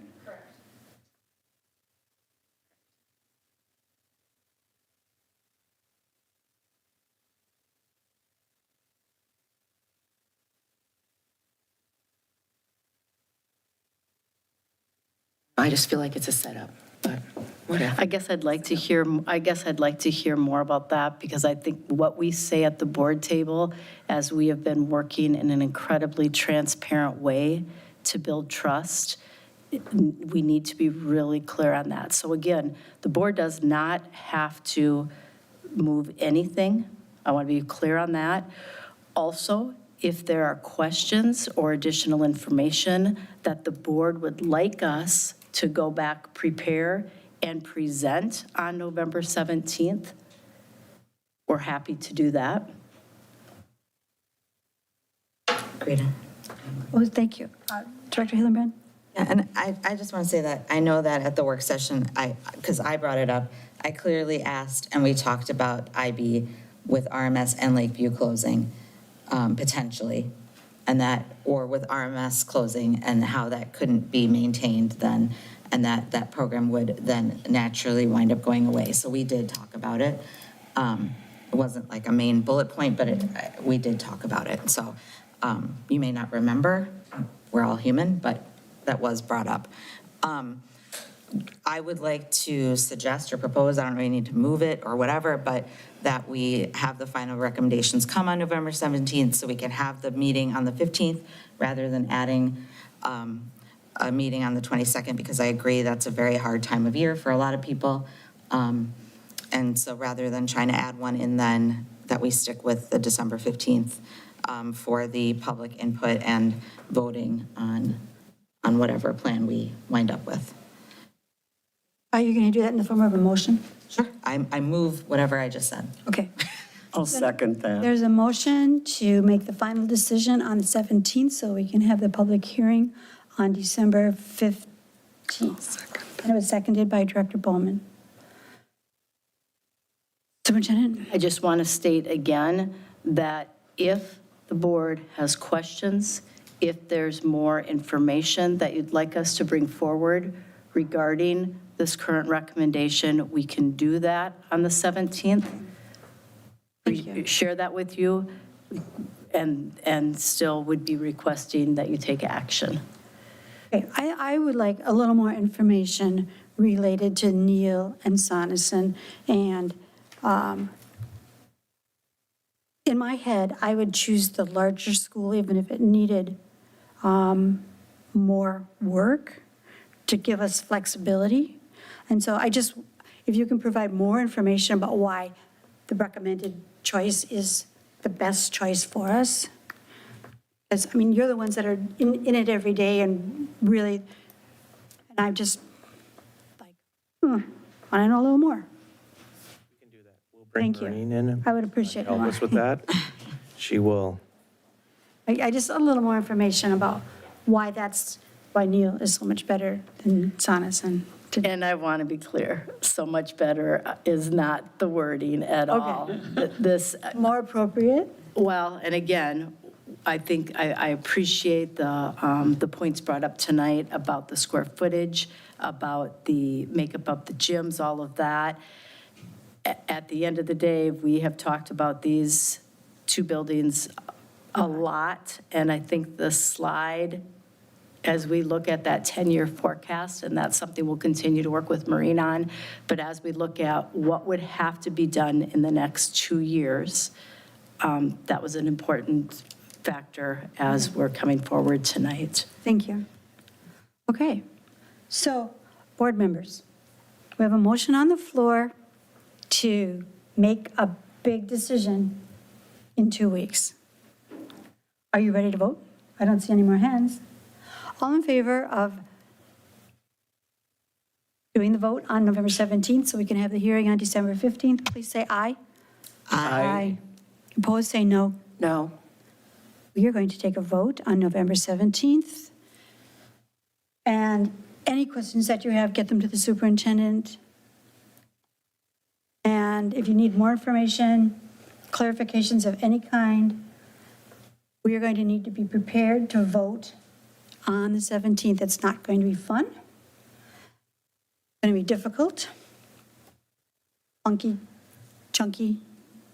Can I just add to that, just to drive home the point of clarity? While it is earlier, it's 1 week earlier. This was, the ask would have been for you to make that decision on the 24th instead of the 7th. So just want to, Thank you. putting that into context. And no matter when it is, it's not going to be fun. It's not going to be easy. It's going to be hard. And I'd also add that the actual hearing and your vote is delayed a week. I was just going to say Because that this then is the vote for publication. This is to post it as such. You will still have a public hearing, which is a week later, and a final decision, which is actually a week later than what was posted. So the final decision will be December 22nd. Is that correct? Wait. After the public hearing? Yep, that night. Oh, okay. And that's, We have the public hearing, we do the final decision, and there's no extra meeting on the 22nd then? correct. And Got that was the original, from the beginning, the night of the hearing is Make the the night of the vote. Okay. All right, is everybody clear? Does anybody have a question right now? We got it. All right. Thank you. Wow. Okay. Let's see what's coming up next. Board committee reports. Normally, we do the report on listening time first, but since I was facilitating and I'm going to go last in my board report. So Director Bowman, can you take us down board reports? Yeah, I actually, after months of not having any board reports, I do have a board report to share. My personal goal of visiting schools as part of my one-on-ones with Dr. Stallo has begun. I visited Noble, Northport, Forest, and Meadow Lake. To say I was impressed is an understatement. I listened to the principals and observed teachers and students go on about the business of creating achievement. I want to thank the principals and the teachers and the students for allowing us the time to watch and learn the important work that happens within our district. I attended the FAC meeting, I attended a policy meeting, I attended, as with other board members, 2 separate 3-hour professional development sessions through the MSBA titled Building a High-Performance School Board Team. It was parts A and B. I attended this Cooper Marching Hawks indoor concert on Saturday night, and wow, it was amazing. It's hard to feel sad when you're hanging around with a marching band. It was a lot of energy. All of our booster groups are so important, and it was fascinating to hear how expensive a music program is to any sort of budget. So please, I will just throw a plug in for them. Please take the time to donate to the Hawks Marching Band program. They had a silent auction that evening, and it was quite a wonderful event. I also attended an MSBA event in Farmington, Minnesota, titled the Student School Board Representation Event. One of the things that we've talked a lot about here at this board over the last 3 years is engagement of student voice. I was really, really proud of the amount of student voice that our superintendent was able to bring in to the Vision 2030 process and the continued ongoing, I don't want to say exposure, but engagement and involvement with students. It's a wonderful thing for the superintendent to be doing, but I really believe at this point, it is time for this board to take some action. There were 18 different school districts in attendance. 17 of them were with their student representatives. I represented Robbinsdale, and I had no student representatives to take with me that day. It was amazing to learn what I learned, such as the Proctor School District has included student voice for almost 20 years. And in Waconia, the local mayor is involved and meets with students at the school once a week. I learned so much, and tonight one of the things that I also learned there that day in talking with the wonderful students, we were talking about student voice. What does it mean? What does it mean to have student voice and the desire to be heard as student voice? So I became very, I wanted clarity on what that really means. And I asked them, for you, what does it mean to say that you felt that your voice has been heard? And it was unanimous among these students that they agreed that action demonstrates that they were heard. So with that, I am prepared this evening. I'm going to give this to the board chair because I am asking the agenda committee to place the topic of student voice in the board on a study session for January 2026. Focus of the conversation should be on grounding and identifying barriers and identifying action items to move forward. And then I listed 15 things, and I won't read them here tonight for brevity, but there was just so many wonderful resources that were shared with us that day of things that we have not been exposed to as a board, like the Young People's Leadership Group or the Good Trouble Group, that are there to help facilitate moving student voice into the boardroom. So I'm hoping that we can find some time in January as a board to seriously take some time, craft a plan, and look towards gaining greater student involvement in the board process because, as was aptly pointed out throughout the entire day, everything we do up here affects the daily lives of our students. So it's important to have them here. And there was one more thing I want to bring up. It's really kind of unpleasant, but I'm just going to bring it up. We've heard lots of over the course of all my years of being an elected official and then over the course of the last year with our economic problems, we hear from many different people. We get wonderful emails that speak to us about difficult situations, and they're always respectful and they're always heartfelt. But over the weekend, the entire board received an email from an angry community member, and it was specifically aimed at me. And included in that email was a statement saying that Director Bowman will receive appropriate consequences one way or another. And I perceive this as a direct threat against me, my husband, and my dog. It was not only threatening email that I have received from this resident. The resident went on to state... Director Bowman, is this in order? Yeah, it is. I'm going to bring this up because you know what? No, I'm thinking it's out of order. It's not out of order because you know what? We are experiencing this, and I'm asking the community to, let me just finish, please, because this is important. We were also told that this person plans to place it across all the platforms to make sure. I think this is out of order. Excuse me, let's ask Liz.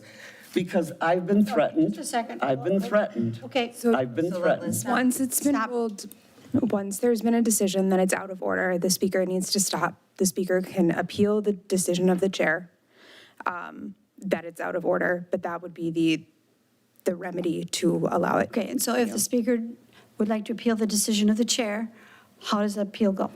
The majority of the board can overrule the decision of the chair, or a majority of the. Okay, I've ruled it out of order. And I'll appeal it. It's been appealed. Board And members? you know what? I'll withdraw except for my last statement. Finally, I need to be in front of this for my own safety. I understand there are always going to be disagreements, but threats, either physical or psychological, cannot be She's tolerated. still talking too.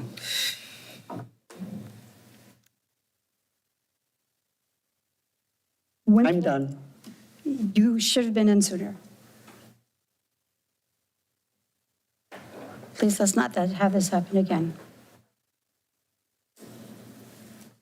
Dr. Hillenbrand, do you have a report? Yeah, so briefly, I went to Armstrong with Dr. Stallo, and it was a wonderful visit, as I'm sure you all can expect. And the most interesting, lots of great things, but we went into the library, and it was really great to see all the supports there. And if any of you've been to the library or the media center, it's not a library, media center, there, it's a big space, and oftentimes when you go into media centers, they're kind of empty and really quiet. And we went in there, and in one section, the PSEO and college credit students were doing their work in one area, and then there were avid students with their teacher in another area, and I forget what was going on in the third area, but there were like kids and staff in another area, and then there was a room where kids were waiting to get in for their supports that they were getting, and it was so busy and so lively and so well used, and kids were checking out books, and it was just really great to see how you can take a space that can be really underutilized and ignored and turn it into the space, it was like a three-ring circus, but in the best way possible, because everybody was engaged and doing things and using the space in the way that it should be used. So it was fantastic. Other than that, Financial Advisory Committee is working on assumptions for next year. So that work is going really well. And the Policy Committee has been meeting, as you see the policies coming up. And then as Director Bowman mentioned, several of us have been going to, or went to these MSBA trainings, which were very enlightening, and I enjoyed the learning. So that is my report. Thank you. Dr. Long? So I'm bringing some information from District 287. I asked that the LTFM report from the last meeting be placed in board books so people can go through and they can look at that, where it talks about, since we voted on the LTFM for we pay a portion of their LTFM along with the other member districts that are a part of 287.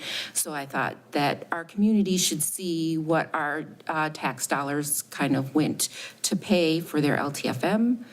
And then also, they shared some information with us about their Nexus team, which is a service that they provide to all their member districts, where they will come out to the member districts if they are having difficulties with students and need some extra assistance about what to do as far as behavior changes or support or coaching or classroom management or positive behavior intervention supports, on and on and on.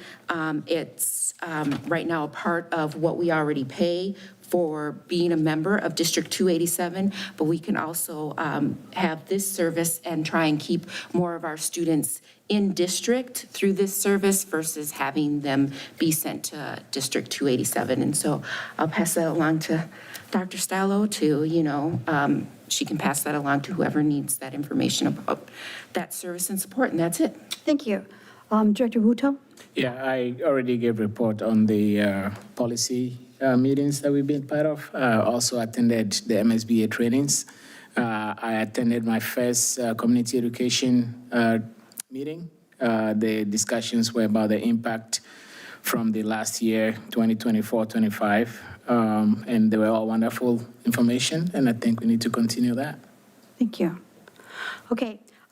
First of all, we had listening time tonight, and we had 12 speakers. One was from Seven Dreams. One was from, one set of speakers represented the C School and Magnet Schools. 3 represented Sonneson. 3 represented Lakeview. There was a parent from Neal. One parent wanted to talk about sibling enrollment.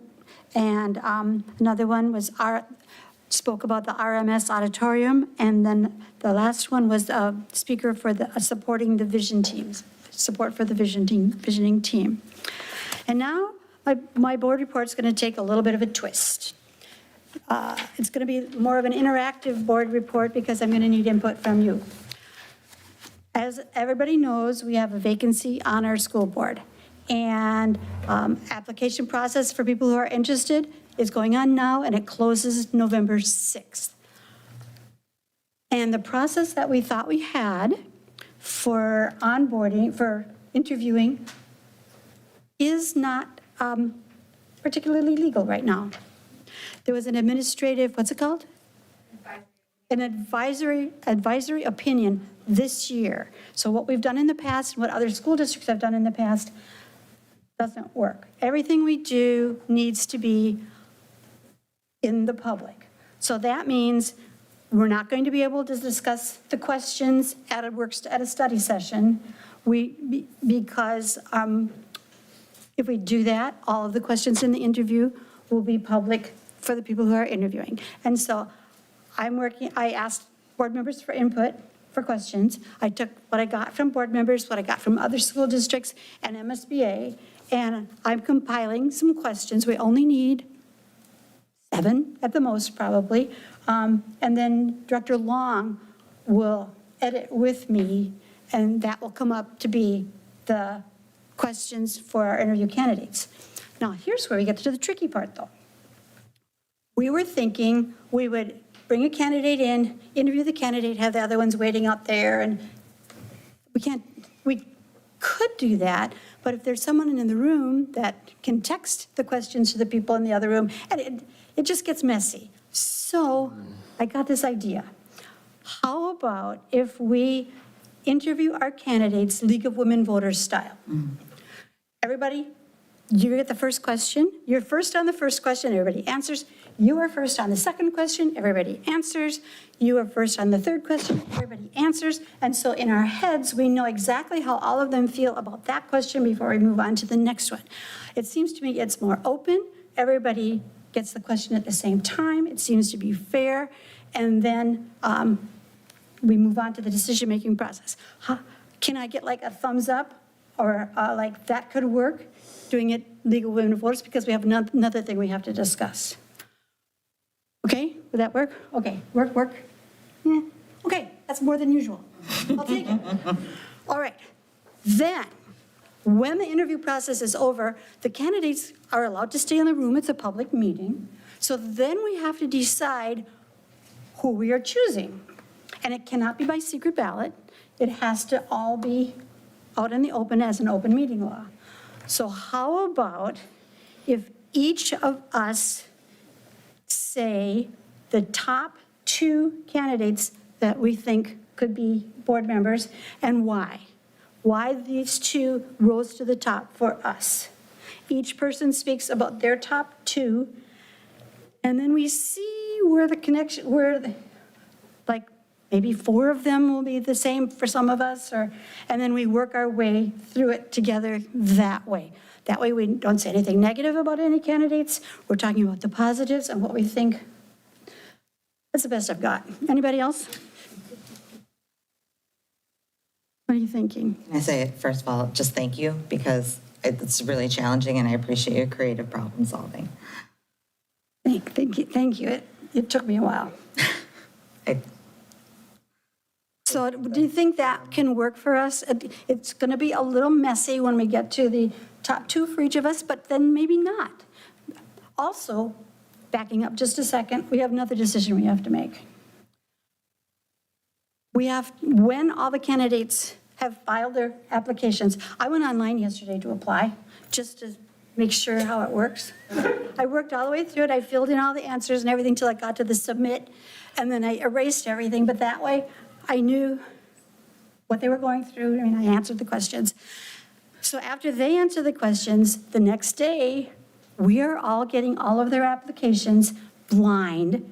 We won't know whose it is, but we'll see all of the answers, and we will rank those answers.